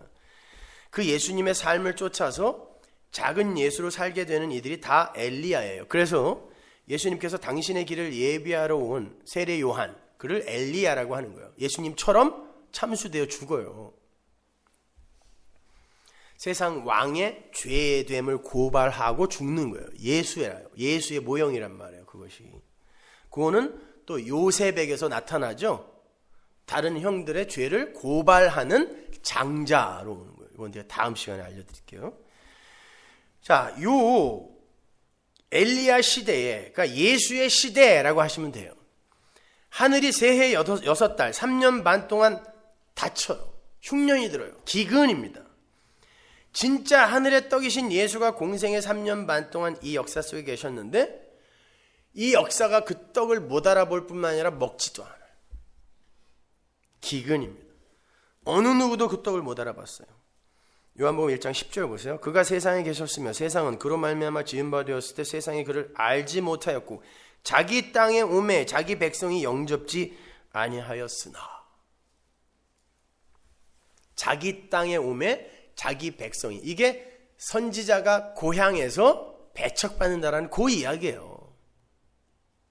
선지자는 자기 고향에 가면 늘 다 배척받게 된다라는 이런 보편적 공식이 아니라, 그럼 저는 평택 가면은 거기서는 말씀도 못 전하는 거예요?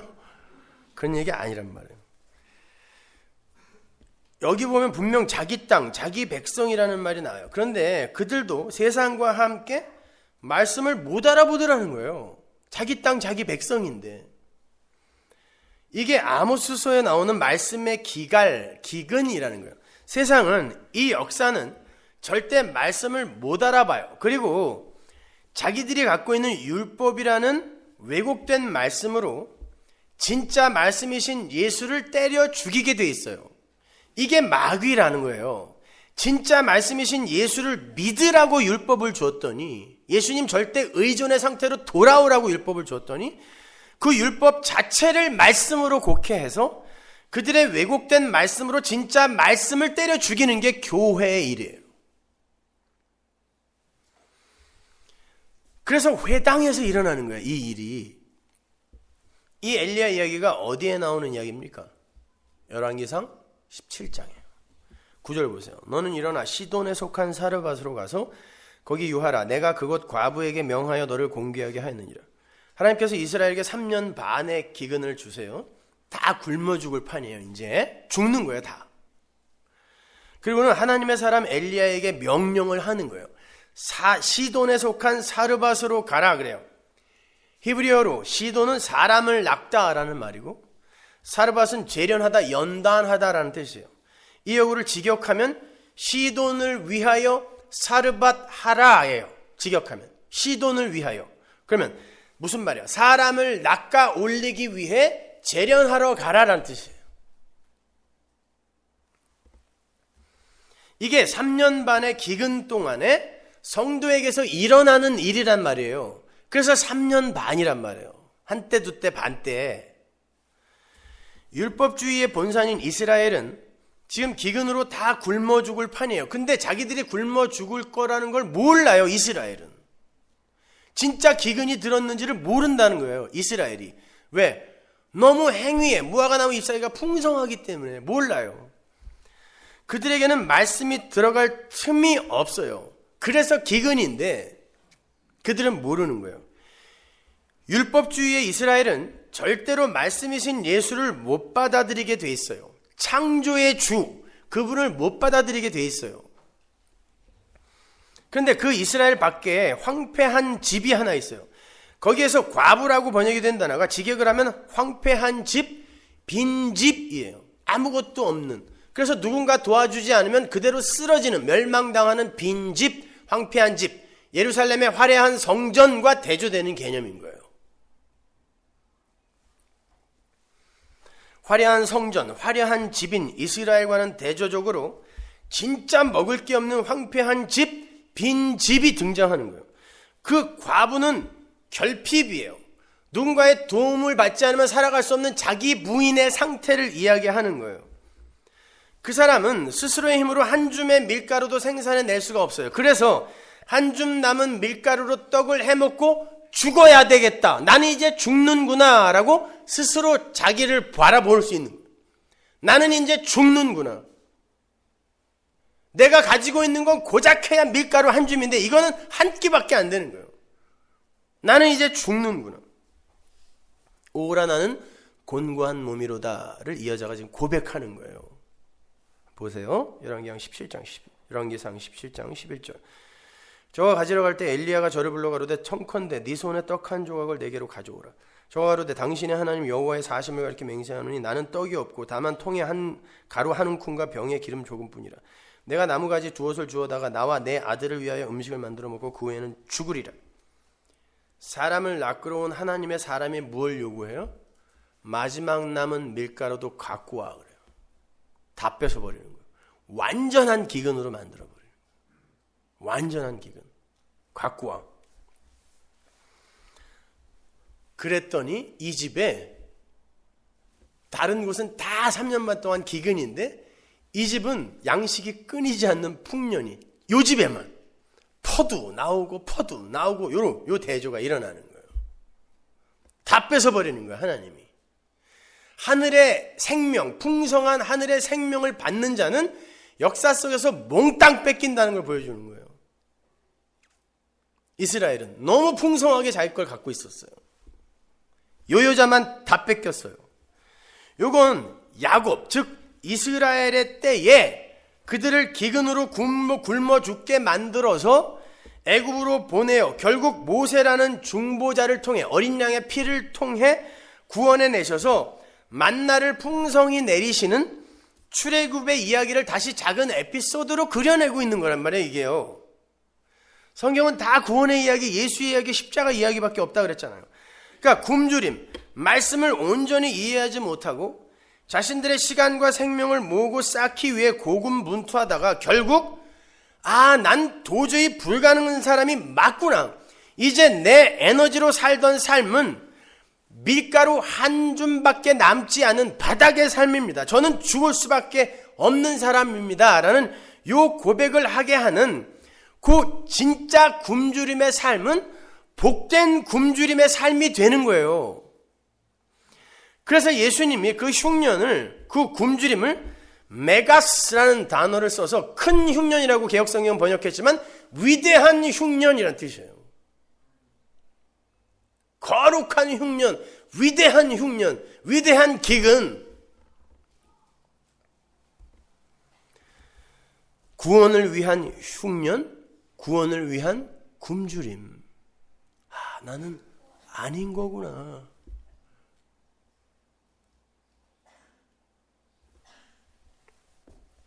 이렇게 나는 이제 죽을 수밖에 없는 결핍의 사람입니다 라는 고백이 터지자 과부의 집에 풍년이 들었어요.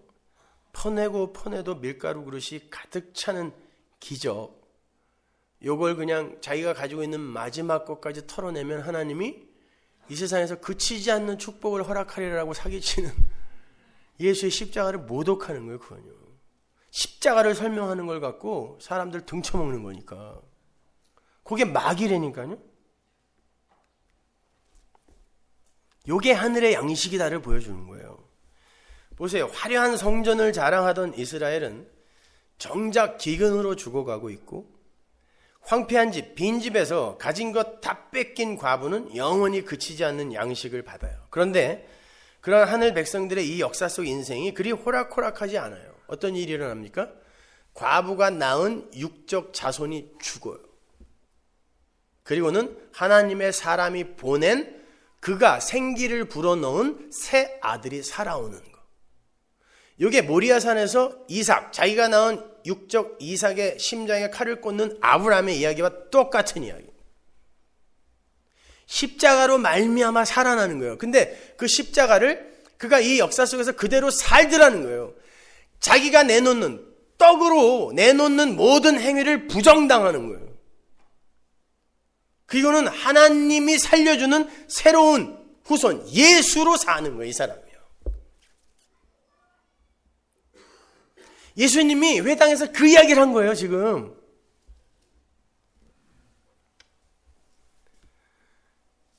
예수님께서 이스라엘에도 과부가 많았다고 말씀하신 건 이스라엘도 결국 황폐한 집, 빈집이었다는 거예요.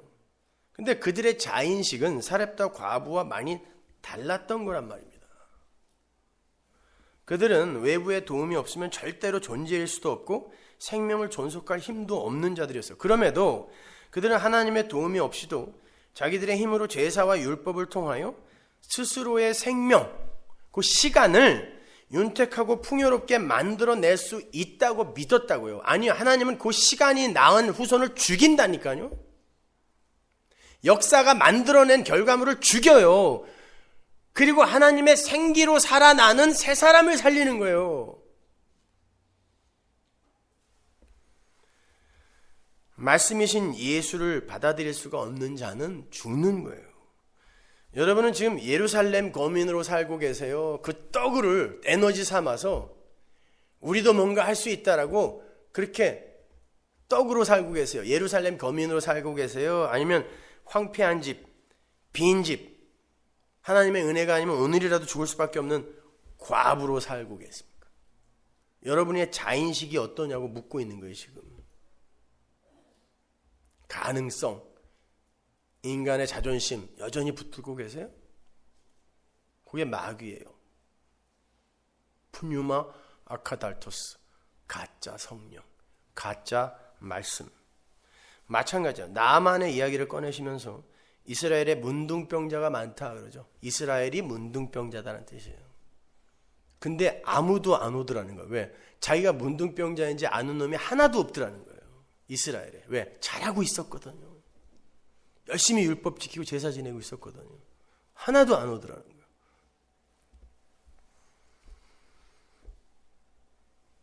그래서 그런데 그 이스라엘 밖에 아람이라는 나라에서 이방인 문둥병자가 하나님의 사람을 찾아와요. 왜? 나는 문둥병자 맞다. 그러니 나아야 된다라는 인식이 이 사람에게만 있는 거예요. 요가 은혜 받은 자예요. 나아만은 아람 왕의 편지를 이스라엘 왕에게 전달하죠. 근데 이스라엘 왕은 이스라엘 전체의 대표죠. 옷을 찢으면서 못 고치는데 그래요. 율법주의를 예수님이 조롱하는 거예요. 지금 이스라엘 왕이 문둥병자 하라고 왔는데 우리는 못 고치는데 그랬다니까요. 율법으로는 안 된다는 거 보여주는 거예요. 거기에 엘리사가 개입을 하죠. 왕궁 밖에 엘리사가 멀리 서서 말씀을 던져요. 뭐라고? 요단, 흐르다라는 뜻이죠. 요단에 들어가 7번 담궈라. 7번이 무슨 수? 언약, 약속의 수예요. 너는 말씀에 의해, 언약에 의해 깨끗해질 수 있다라는 걸 요 나하만이 알아듣는 거예요. 어떻게? 믿음으로 구원받는 이야기예요. 내가 문둥병자 맞습니다라는 고자가 하나님의 은혜로 약속 안에서 구원받는 거. 그게 엘리사 이야기예요. 그러니까 엘리사 이야기를 이스라엘 회당에서 율법과 제사를 열심히 붙들고 있는 그들에게 해버렸으니 그들이 예수님을 어떻게 취급했겠냐고요. 그 이야기 하는 거예요. 마귀, 더러운 푸뉴마 아카달토스, 가짜 말이 진짜 말, 복음이 떨어지자 어떻게 충돌이 일어나는가를 보여주는 거란 말이에요.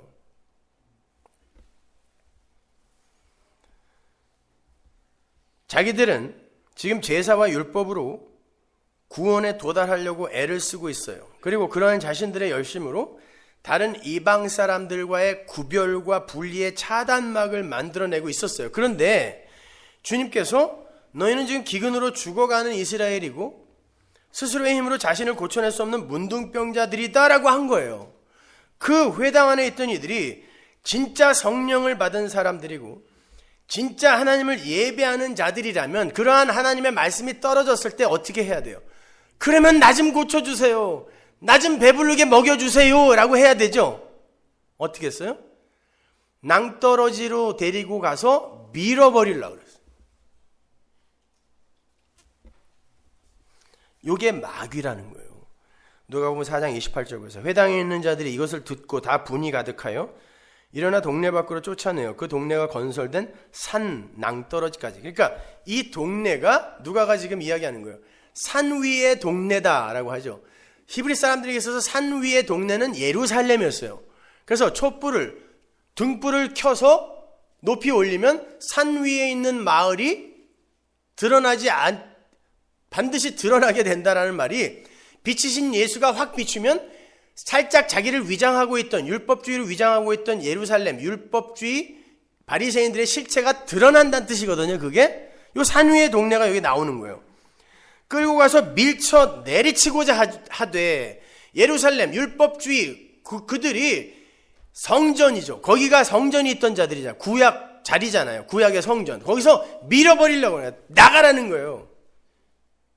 우리 포도원에 너 같은 돌은 필요 없어. 그리고 계속 하나님이 모퉁이 돌로 준 걸 포도원 밖으로 내보내는 거죠. 히브리 사람들은 선악과를 그려보세요. 그러면 포도를 그립니다, 여러분. 우리는 복숭아나 사과를 그리지만 그래서 포도원 밖이라는 건 율법주의 밖으로 계속 던져버리는 거예요. 선악과 밖으로 던져버리는 거예요. 그래서 성경에 포도밭이 그렇게 자주 나오는 거예요.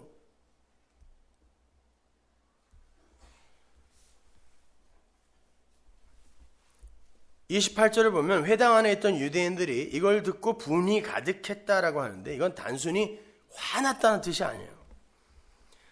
거기에서 이것 타우타가 지칭하는 게 예수님의 말씀이거든요. 예수님의 말씀이 교회에 떨어지자 분이 가득했다는 건데 이 분이 가득했다는 어구가 헬라어 원어로 보면 에플레스테산 판테스디무거든요. 에플레스테산은 성취되다 완성되다라는 뜻이고 디무는 열정, 욕심이라는 단어예요. 그런데 어떤 열정인가 하면 희생 제사를 지키는 열정이에요. 여기 쓰인 헬라어 디모스가 두시아라는 단어에서 파생된 건데, 이 두시아라는 단어가 희생제사예요. 분리하다, 희생제사, 깨다. 그러니까 진리를 둘로 깨버리는 거예요. 이게 희생제사예요. 진리는 하나란 말이에요. 근데 인간들은 그걸 항상 깨죠. 분리를 만들어서 차등, 상급 이런 걸 이야기하는 게 인간들이란 말이에요. 왜? 인간들의 열심과 노력은 같이 있으니까.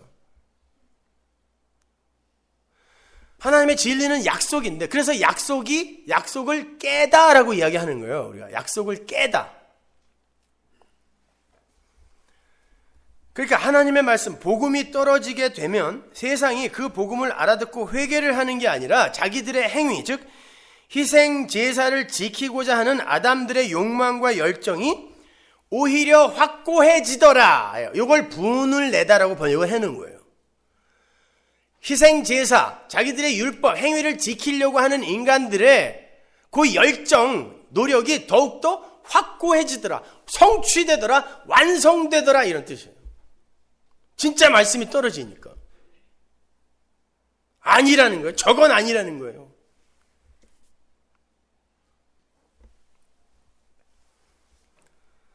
그게 예수님을 동네 밖으로 데리고 나와서 밀어 떨어뜨려 버리는 그런 모습으로 드러나는 거예요.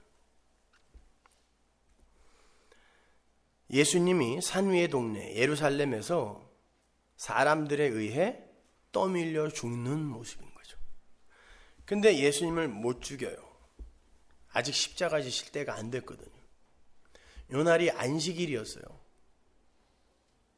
왜 그 많은 이들이 예수님을 죽이려고 데리고 갔는데 못 죽였을까요? 안식일이기 때문에 그들이 걸을 수 있는 걸음의 숫자가 있었어요. 율법으로 예수를 죽이려고 끌고 갔는데 조금만 더 가면 밀면 되는데 다 온 거예요, 이제. 못 죽인 거예요. 그러니까 예수님이 그들 가운데로 갔다 왔는데 이게 제 길로 가셨다라는 거예요. 예수님은 그 은혜의 길로, 율법이 그를 죽이려고 할 때 끝까지 제 길로 가시더라.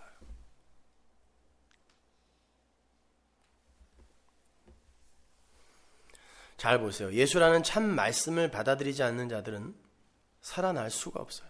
그런데 회당 안의 모든 인간들이 예수님의 복음의 말씀을 거부하고 자기들의 율법, 희생제사를 지키려는 욕망을 더욱더 확고하게 붙들어버려요. 그래서 성경이 하나님의 말씀을 지키는 자가 하나도 없다라고 한 거예요. 다 죽어야 되나요, 그러면? 아닙니다. 예수님께서 산 위의 동네 예루살렘에서 그들에게 떠밀려 낭떠러지로 떨어져요. 그게 성전에서 뛰어내려라의 마귀의 시험이었어요. 근데 그렇게 산 위의 동네 성전에서 뛰어내신 예수가 자기를 밀어버린 자들을 살려내는 걸 구원이라고 그래요. 나를 위해서 떨어지는 게 아니라 원수를 위해 떨어지는 게 복음이란 말입니다. 마찬가지죠. 말씀은 여러분을 증명하는 게 아니에요. 다른 일을 살리는 거예요.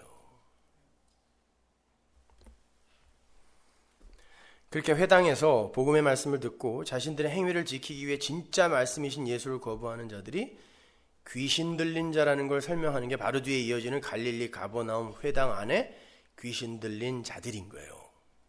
바로 위에 이야기가 그대로 반복된다는 의미에서 돌고 도는 이라는 의미의 갈릴리가 등장하는 거예요. 갈릴리, 돌고 도는 그 성전의 이야기, 인간들을 위한 그 빌어먹을 성전의 이야기가 또 반복된다가 갈릴리 가파르나훔, 가버나훔.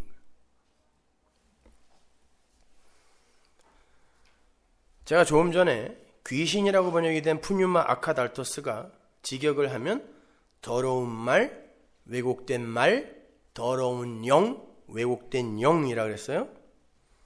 그 더러운 말, 왜곡된 말의 정체가 뭔지 한번 잘 보세요. 누가복음 4장 34절. 아, 나사렛 예수요, 우리가 당신과 무슨 상관이 있나이까? 우리를 멸하러 왔나이까? 나는 당신이 누구인 줄 아노니 하나님의 거룩한 자니이다. 여기에 마귀가 하는 말이 나와요. 이 마귀의 말이 더러운 말이요, 왜곡된 말입니다. 요게 푸뉴마 아카달토스예요. 마귀의 말, 그 자체가. 마귀가 예수님을 뭐라고 불러요? 나사렛 예수여라고 불러요. 맞아요, 틀려요? 맞아요. 나사렛 예수예요. 여러분도 기도할 때 나사렛 예수의 이름으로 기도합니다. 잘 하시잖아요. 마귀도 나사렛 예수요. 거기다가 감탄사까지 붙어요. 아, 나사렛 예수요. 감탄까지 해요. 개역성경이 그건 또 잘 번역해놨어요. 아, 나사렛 예수요. 아름다운 이요. 이런 뜻이. 자기는 예수가 누구인지도 안다 그래요. 그리고 예수님을 하나님의 거룩한 자, 구별된 자라고 불러요. 여기서 나사렛 예수가 혹격으로 쓰였어요. 예수, 나사렛 예수라는 이름은 성경에서 혹격으로 쓰이지 않아요. 항상 일반 명사로 쓰이는데 혹격은 고유명사거든요. 고유명사라는 건 그냥 그 내용을 알지 못하는 어떤 것의 이름이에요. 진의를 알지 못하는 나사렛 예수. 나사렛 예수는 뭐냐면 나사렛이라는 게 나시린이잖아요. 구별된 자, 예수. 자기 백성을 죄에서 구원할 자. 자기 백성을 구원하기 위해 하나님으로부터 구별된 자가 나사렛 예수인데 그걸 모르고 그냥 나사렛 예수라고 혹격으로 부르는 게 마귀의 말이라는 거예요. 예수를 불러요. 십자가를 이야기하는데 그 진리를 모르고 하는 거. 이게 마귀의 말, 푸뉴마 아카달토스란 말입니다. 그러면 나사렛 예수라는 이름을 이 마귀가 진짜 알았으면 아이고 나를 구원하기 위해 마귀를 구원하기 위해 하나님으로부터 구별된 이라면 하나님 잘 오셨어요. 저를 구원해 주세요. 그래야 되는데 마귀는 뭐라 그래요? 항상 나를 떠나소서 그런다니까요. 귀신은 100% 나를 떠나소서 그래요. 복음서에 나오는 귀신들 보세요. 다 나를 떠나소서 그래요. 왜 나를 멸하러 오셨나이까? 나를 떠나소서. 마치 가인처럼 자신들의 희생제사를 지키기 위해 아벨로 오신 예수를 배척하고 죽이는 그런 모습인 거예요. 나를 떠나세요. 우리 희생제사 지켜야 되거든요. 요 이야기예요. 연결을 해서 이해를 하시란 말이에요. 그게 마귀의 말이란 말이에요. 예수님은 바로 그러한 율법주의를 멸하러 온 거예요. 그래서 귀신이 우리를 멸하러 왔나이까? 라고 하는 거예요. 그날이 어떤 날이었어요? 안식일. 안식은 사바톤, 일을 그만두다, 일을 그치다라는 뜻이에요. 일을 그치고 피조물은 피조물의 자리에 앉고 하나님은 하나님의 일을 하시는 걸 사바스, 안식이라 그래요. 그걸 제자리에 앉아서 존재가 제 역할을 하는 거. 인간들은 일을 하도록 만들어지지 않았어요. 그래서 6일째 마지막에 만들어지고 안식으로 바로 들어간 거예요. 눈 떴더니. 그게 안식이란 말이에요. 하나님의 은혜를 찬송하고 그걸 그냥 선물 풍성히 받는 거예요. 하나님 나라의 백성은. 그런데 그 안식일에 이들이 어떤 일을 하고 있는 거예요. 자기 생명 지키기의 일, 종교 행위를 갖고. 그때 예수님이 안식에 대해서 이야기를 하는 거예요. 진짜 안식이 뭔지를. 이게 회당 안에서 늘 충돌되는 이야기란 뜻이에요. 이것이.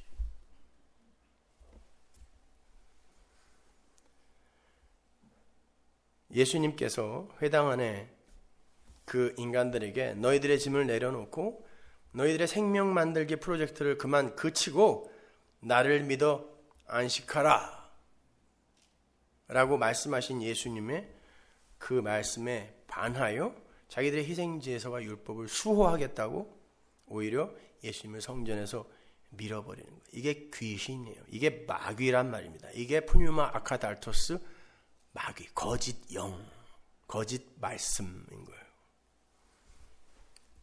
오늘 본문 10절 한번 보세요. 곧 우리가 원수 되었을 때 그 아들의 죽으심으로 말미암아 하나님으로 더불어 화목되었은즉 화목된 자로서는 더욱 그의 살으심을 인하여 구원을 얻을 것인지. 우리가 원수 됐을 때 예수님께서 우리를 위해 죽으셨어요. 그래서 우리는 하나님과 화목한 자가 됐습니다. 이게 묵시 속 현실이죠. 근데 이 역사 속에서 그 묵시의 현실이 실제화, 액츄얼라이징하여 나타나게 된단 말이에요. 그래서 살으신 예수님이 성령으로 우리 안에 다시 들어오시는 거란 말이에요. 그리고 무엇을 증명해내겠어요? 성령이, 그 진짜 영이 우리 안에 들어와서 행위 아니고 제사 아니고 예수, 말씀이야. 이걸 증명해내겠죠? 진짜 말씀이 푸뉴마 아카달토스 말고 진짜 푸뉴마는 말씀을 증거하고 말씀을 찬송하고 말씀에게 영광을 돌릴 거 아니에요. 그 일을 성령이 여러분 안에 들어와서 하는 거예요. 그래서 사르심에 의하여 여러분은 반드시 산다는 뜻이에요. 근데 예수만 의존하게 하기 위해서는 나의 옛사람이 역사 속에 내가 부정되고 부인되어야 되니까 이게 환란으로 오는 거란 말이에요. 그러니까 너희들은 그걸 분명히 알고 이게 하나님의 저주라고 오해하지 말고 너희들을 살리는 하나님의 은혜라고 배려라고 알아먹으라는 게 바로 이 10절의 이야기란 말입니다. 이 누가복음 4장에 가면 그 귀신이 예수님을 보고 크게 소리 질렀다 그러죠. 그 단어는 아나크라조인데 항상 예수님 앞에서 예수님을 몰라보는 자들이 소리 지르는 소리였어요. 예수님이 무리를 걸어오실 때 제자들이 예수님인데 못 알아보고 유령이다 이렇게 소리 질렀죠. 그때 쓰인 단어가 아나크라조예요. 이게 귀신의 소리예요. 이게 예수님이 계신데 예수님의 진리를 모르는 거. 만나가 말씀이 떨어지는데 말씀의 진리를 모르는 거. 예수님을 앞에다 두고 바라바를 살려주세요. 바라바 그가 아버지의 아들이에요. 그를 놓아주세요 라고 외쳤을 때 그 단어도 아나크라조예요. 마귀들의 외침이야. 죽여라 이 단어. 죽여라. 예수를 죽여라. 우리의 율법 희생제사를 지키기 위해 저는 죽어야 한다라는 거예요. 누가는 34절과 35절에서 재미있는 워드 플레이를 해요. 둘 다 로고스, 레고라는 단어로 시작해요. 근데 한쪽은 하나님의 로고스고 한쪽은 마귀의 로고스예요. 홀 로고스. 그러니까 로고스, 말씀이라고 해서 다 진짜가 아니라는 거예요. 그래서 푸뉴마 아카달토스, 가짜 로고스가 나오고 진짜 로고스, 말씀이신 푸뉴마, 예수가 등장하여 대조되어 설명되고 있는 거란 말이에요. 그러니 여러분, 성경 말씀을 얼마나 유의하여 조심하여 읽어야 되겠습니까? 양의 모습으로 온다니까요. 광명한 천사의 모습으로 온다니까요. 자, 그렇게 예수님의 꾸중으로 푸뉴마 아카달토스, 귀신이, 거짓 말이 이제 떠나가요. 근데 여기서 넘어뜨렸다 이 단어는 이렇게 내려놨다라는 뜻이에요. 거짓 말이 하나님의 백성을 이렇게 말이 내려놓더라라는 거예요. 안수해서 쓰러뜨리는 거 아니에요. 귀신 쫓아낸다. 내려놨다. 누가복음 4장 36절 보세요. 다 놀라 서로 말하여 가로되 이 어떠한 말씀이고 권세와 능력으로 더러운 귀신을 명함에 나가는도다 하더라. 더러운 귀신을 쫓아낸 게 말씀이라 그러죠. 근데 권세와 능력이 있는 말씀이에요. 그래서 권세, 엑수시아는 자유예요. 능력, 자유. 그러니까 권세와 자유. 이게 뭐냐면 사람들을 자유케 하는 능력이 있는 말씀이 진짜 로고스라는 뜻이에요. 근데 그래서 이 회당 사람들이 예수님의 말씀을 듣자 그의 말에는 권세가 있다 했을 때 이게 엑수시아예요. 자유가 있네. 그것만 예수의 말씀이에요. 근데 말이에요. 로고스인데 성경 말씀인데 이걸 떡으로 삼아서 자기들의 제사의 행위 이걸 지키려고 하게 만드는 거. 이게 가짜 로고스란 말이에요. 가짜 떡이라는 거예요. 그러니까 엑소시아, 이 자유케 하는 능력이 없는 그냥 말씀이 교회라는 사람에게 떨어지면 어떻게 들리겠어요? 이게 자유케 하는 게 아니라 짐을 얻겠죠. 이것도 해야 되고 저것도 해야 되고 이렇게 짐을 얻는 거. 이게 마귀의 말이란 뜻이에요.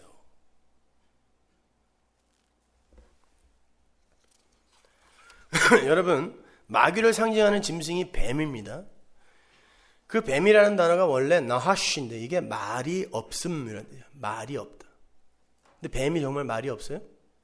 뱀은 말 못하죠, 진짜로. 근데 창세기에 나오는 뱀은 말해요. 3장 보세요. 4절. 뱀이 여자에게 이르되 너희가 결코 죽지 아니하리라. 말하죠. 근데 말이 없다. 이 뱀이라는 단어를 왜 마귀의 대표로 썼을까요? 진짜 말이 아니라 하나님의 말을 왜곡하여 인간들을 위하여 그들을 주인공으로 세우는 말이 뱀의 말, 마귀의 말이라는 뜻이에요. 그래서 뱀, 마귀, 나하시. 그래서 계시록으로 가면 뱀, 용이, 마귀가 입에서 물을 막 쏟아내는 가짜 홍수, 가짜 해갈. 계시록 12장 14절 보세요. 그 여자는 예수를 낳은 교회예요. 여자가 큰 독수리의 두 날개를 받아 광야 자기 곳으로 날아가 거기서 그 뱀의 낯을 피하여 한 때와 두 때와 반 때를 양육받으며 3년 반이죠. 또 나오죠. 여자는 교회, 광야에 가서 교회에서 여자의 뒤에서 뱀이 그 입으로 물을 강같이 토하여. 왜? 기근이니까 먹으라는 거예요. 근데 가짜 물이에요. 강같이 토하여 여자를 물에 떠내려가게 하려 하되 땅이 여자를 도와 그 입을 벌려 용의 입에서 토한 강물을 삼키니. 아니라는 거예요. 성도는 그 말로 해갈을 하는 게 아니라 여전히 기근, 여전히 굶주림에 처해지게 되는 거예요. 그리고는 예수를 붙들게 되는 거예요. 마귀들은 요 가짜 말로 해갈을 하여 이 역사와 시간 속에서 풍성한 삶, 풍요한 삶을 추구해요. 인간의 존재성, 가치성, 존엄성, 자존심 다 챙겨가면서. 성경이 여러분 얼마나 일관성이 있습니까? 17절 용이 여자에게 분노하여 돌아가서 그 여자의 남은 자손 곧 하나님의 계명을 지키며 예수의 증거를 가진 자들로 더불어 싸우려고 바다 모래 위에 섰더라. 하나님의 계명을 지키는 자, 곧 예수의 증거를 가진 자, 예수의 증거, 믿음의 증거를 가진 자. 히브리서 11장에서 그들이 다 어떻게 됐다? 죽었다 말이에요. 어디서? 광야에서 3년 반 동안 그 이야기 하는 거예요. 그래서 마귀가 여러분을 계속 시험하게 놔두세요, 하나님이. 그럼 거기에 지게, 당하게 놔둔다니까요. 그리고는 예수께로 가게 해요, 성도만.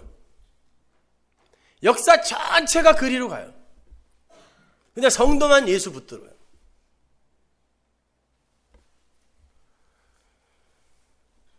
마귀는 하나님께서 한시적으로 사용하는 도구일 뿐이에요. 마귀는 하나님의 전쟁 대상이 아닙니다. 그래서 스가랴서나 욥기에 보면 하나님의 어전회의에 항상 마귀가 이렇게 손을 조아리고 하나님의 말을 기다리고 있는 거예요.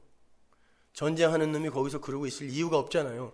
하나님이 역사 속에서 한시적으로 쓰는 자예요. 하나님 나라에는 없어요. 그래서 마귀가 나중에 멸망, 불못으로 들어간다라고 하는 거란 말입니다. 한시적으로 사용되는 거예요. 근데 그 마귀가 어디에 있냐면 여러분 안에 1차적으로 있어요. 그걸 멸해가는 게 역사란 말입니다.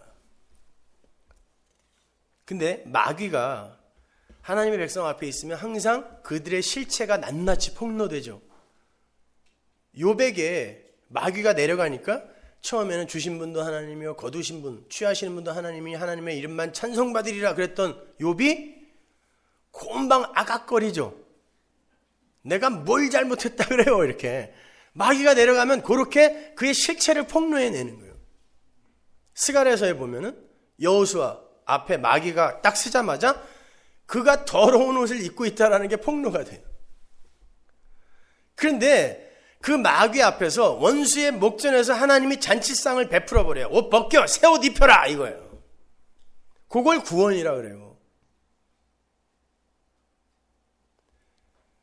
그러니까 여러분은 이 역사 속에서 마귀의 시험을 받으면서 내가 더러운 옷 입고 있는, 똥걸레 입고 있는 그런 죄인 맞습니다. 이거 폭로당하고 가는 거예요. 거기에 열심이 나올 수도 있고 성숙이 나올 수도 있고 변화가 나올 수도 있는 거지 그것 자체가 기독교인의 목적이 아니란 말이에요.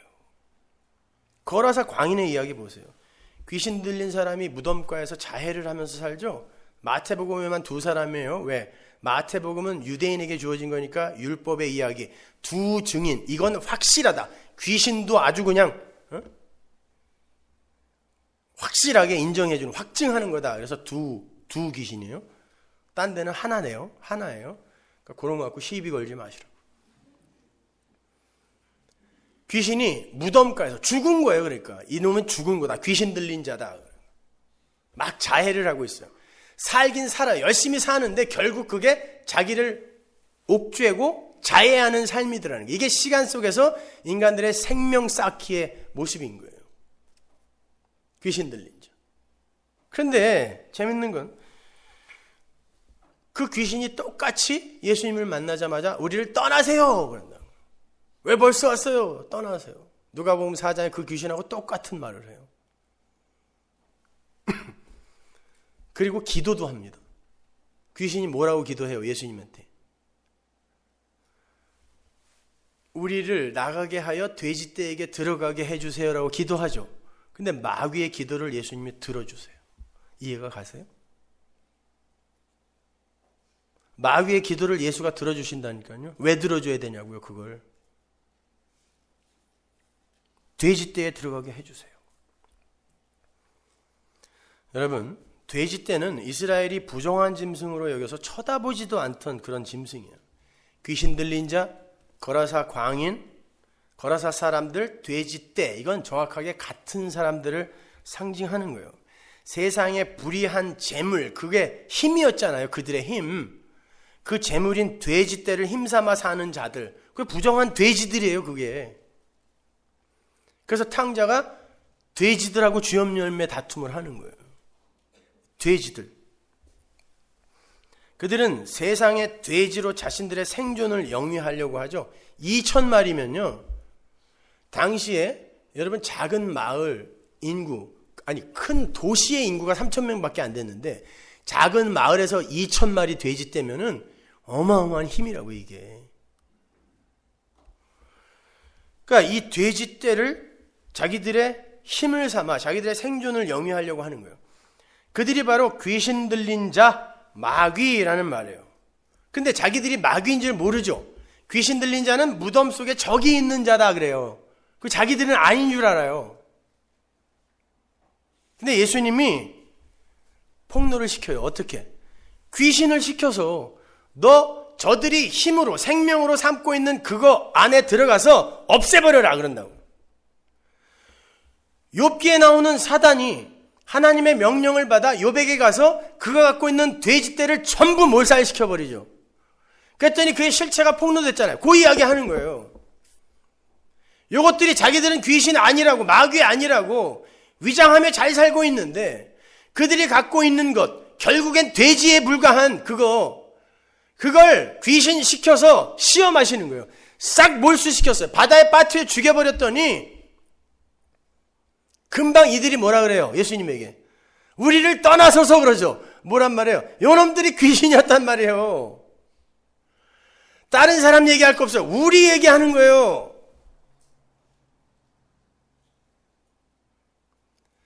하나님이 여러분의 삶 속에 찾아오셔서 여러분의 돼지떼를 요만큼이라도 손에 입게 하시면 우리는 금방 하나님 도대체 나한테 왜 그러세요? 이렇게 나선다니까요.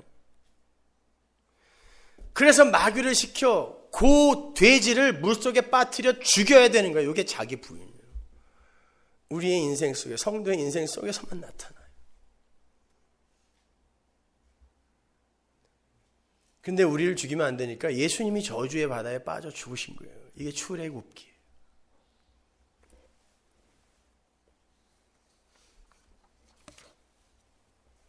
자기의 소유, 다른 말로 이 세상의 가치와 시간과 힘으로 자기의 생명을 구축하려고 하는 자들이 사단의 시험을 받아 나도 마귀로 폭로되는 거예요.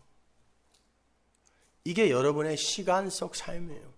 역사 속 삶이란 말입니다. 그러니까 성도의 이 역사 속 인생은 내가 뱀입니다 라는 폭로와 함께 부정한 돼지로 바다에 빠져 죽는 시험의 장인 거예요. 그런 고백이 있어야 예수의 도움을 구할 거 아닙니까? 귀신은 믿는 자들에게 보내져서 그들의 실체를, 그들 안에 있는 마귀를 폭로해내는 역할을 하는 거예요. 마귀 여기 있었네 이렇게. 그래서 내가 죄인 중에 괴수라고 한 거예요. 마귀란 뜻이야. I'm worst. 내가 마귀입니다. 야고보서를 한번 가보세요. 2장 18절. 혹이 가로되 너는 믿음이 있고 나는 행함이 있으니 행함이 없는 내 믿음을 내게 보이라. 나는 행함으로 내 믿음을 내게 보이리라. 네가 하나님은 한 분이신 줄 아느냐? 잘하는도다. 귀신들도 믿고 떠느니라. 자, 예수를 믿는 귀신들이 나와요.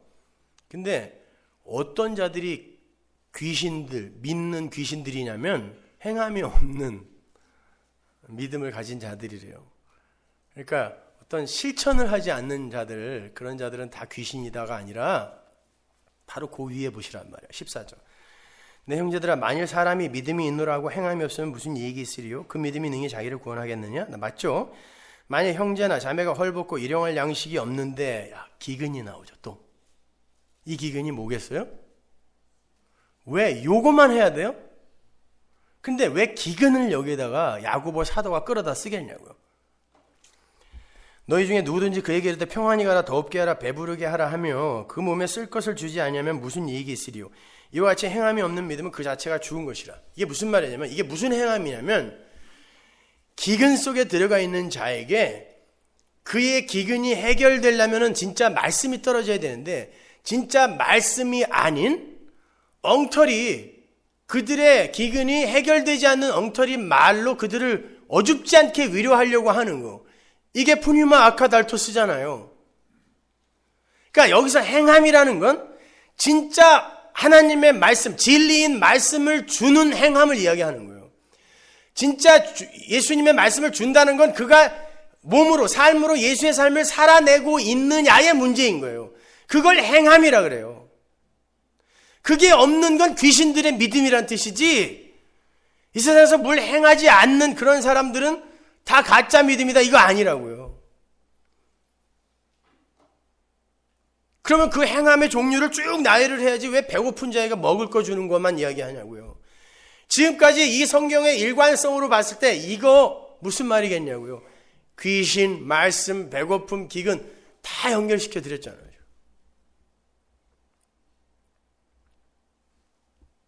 진짜 예수라는 말씀으로 성경을 이해하지 못하는 게 다 귀신이에요. 마귀예요. 그래서 요한계시록에 보면 적그리스도, 거짓 선지자를 마귀, 뱀, 용, 사단 이렇게 이야기하는 거예요. 거짓 말씀을 전하는 거, 거짓 말씀을 살아내는 거, 이게 마귀예요. 무섭죠. 오늘날 교회가 마귀의 그 삶을 살아내고 있다니까요.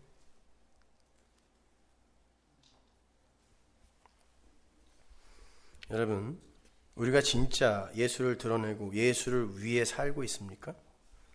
아니면 여전히 우리를 위해 우리를 드러내며 살고 싶어 합니까? 우리를 위해 우리의 이름을 드러내기 위해 살죠? 솔직해지자고요. 우리는 밖에 비만 와도 그 비가 온다라는 현상을 각자 자기에게 맞게 해석을 하는 사람이에요. 농사 짓는 사람은 아이고 이제 땅이 비옥해지겠네. 배 타는 사람은 아이고 이거 어떡하지? 오늘 이거 풍랑이 이러면 어떡하지? 비행기 타는 사람은 비행기 못 타면 어떡하지? 비 싫어하는 사람, 비 좋아하는 사람. 보세요. 인간은 그 어떤 자리에서도 자기를 중심으로 생각하고 해석해요. 성경이 이걸 죄라 그래요. 선악 판단의 주체가 되는 걸 죄라고 그런다. 그러니까 우리는 생각으로도 다 죄를 짓는. 그래서 창세기 6장에 가면 그들의 마음의 생각과 계획이 항상 악하다. 그러니까 다 죽여버리겠다는 거예요. 그럼 우리는 생각하는 거, 숨 쉬는 것도 날 위해 숨 쉬지 우리가 무슨 예수님 위해 숨을 쉬어요. 그러니까 숨 쉬는 것도 죄예요. 그러면 우리가 고백할 건 뭐냐고요. 하나님 도와주세요. 폭포 아래로 좀 떠내려가고 있는데 거기에서 무슨 나의 명성과 성숙과 변화, 아니요 살려주세요. 그래, 살려주세요.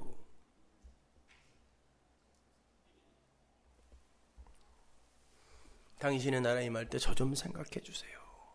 이거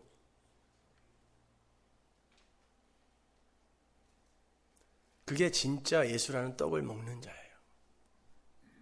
그런데 그 진짜 예수라는 떡을 못 먹는 이들은 예수를 떡이라고 이야기는 하는데 여전히 짱돌에 맞고 있는 거예요. 여러분 왜 율법을 어긴 자들을 돌로 때려 죽이는 줄 아세요? 이사야서 마지막으로 한 군데 한번 보자고요. 8장 14절 그가 거룩한 피할 곳이 되시리라. 그러나 이스라엘의 두 집에는 거치는 돌 걸리는 반석이 되실 것이며 예루살렘 거민에게는 함종 올무가 되시리니 많은 사람들이 그로 인하여 거칠 것이며 넘어질 것이며 부러질 것이며 걸릴 것이며 잡힐 것이니라. 이스라엘 예루살렘은 율법주의죠. 그죠? 율법 안에 갇혀 있는 자들은 예수를 이야기하면 그 예수를 떡으로 삼아 열심히 율법을 지키겠다고 하기 때문에 그 율법 돌에게 맞아 죽는 거예요. 그래서 율법을 어긴 자들은 돌에 맞아 죽는 거예요. 칼로 찔러 죽이지 않고 돌로 때려 죽이는 거예요. 여기 거치는 돌로 되는 거예요. 여러분에게 예수가 거치는 돌입니까? 아니면 믿음의 반석입니까? 반석이야지요. 우리 서문학에는 그거 배우자는 거예요. 에스겔서는 또 오늘도 못하네. 다음 주에 할게요. 기도하겠습니다. 하나님 은혜를 감사합니다. 아버지 하나님, 저희들은 이렇게 하나님의 말씀을 가지고도 마귀짓을 하는 인간들입니다. 하나님, 하나님의 도우심이 필요합니다. 하나님만을 붙들고 하나님의 이름만을 부르는 우리 서문하게 되게 하여 주옵소서. 예수님의 이름으로 기도합니다.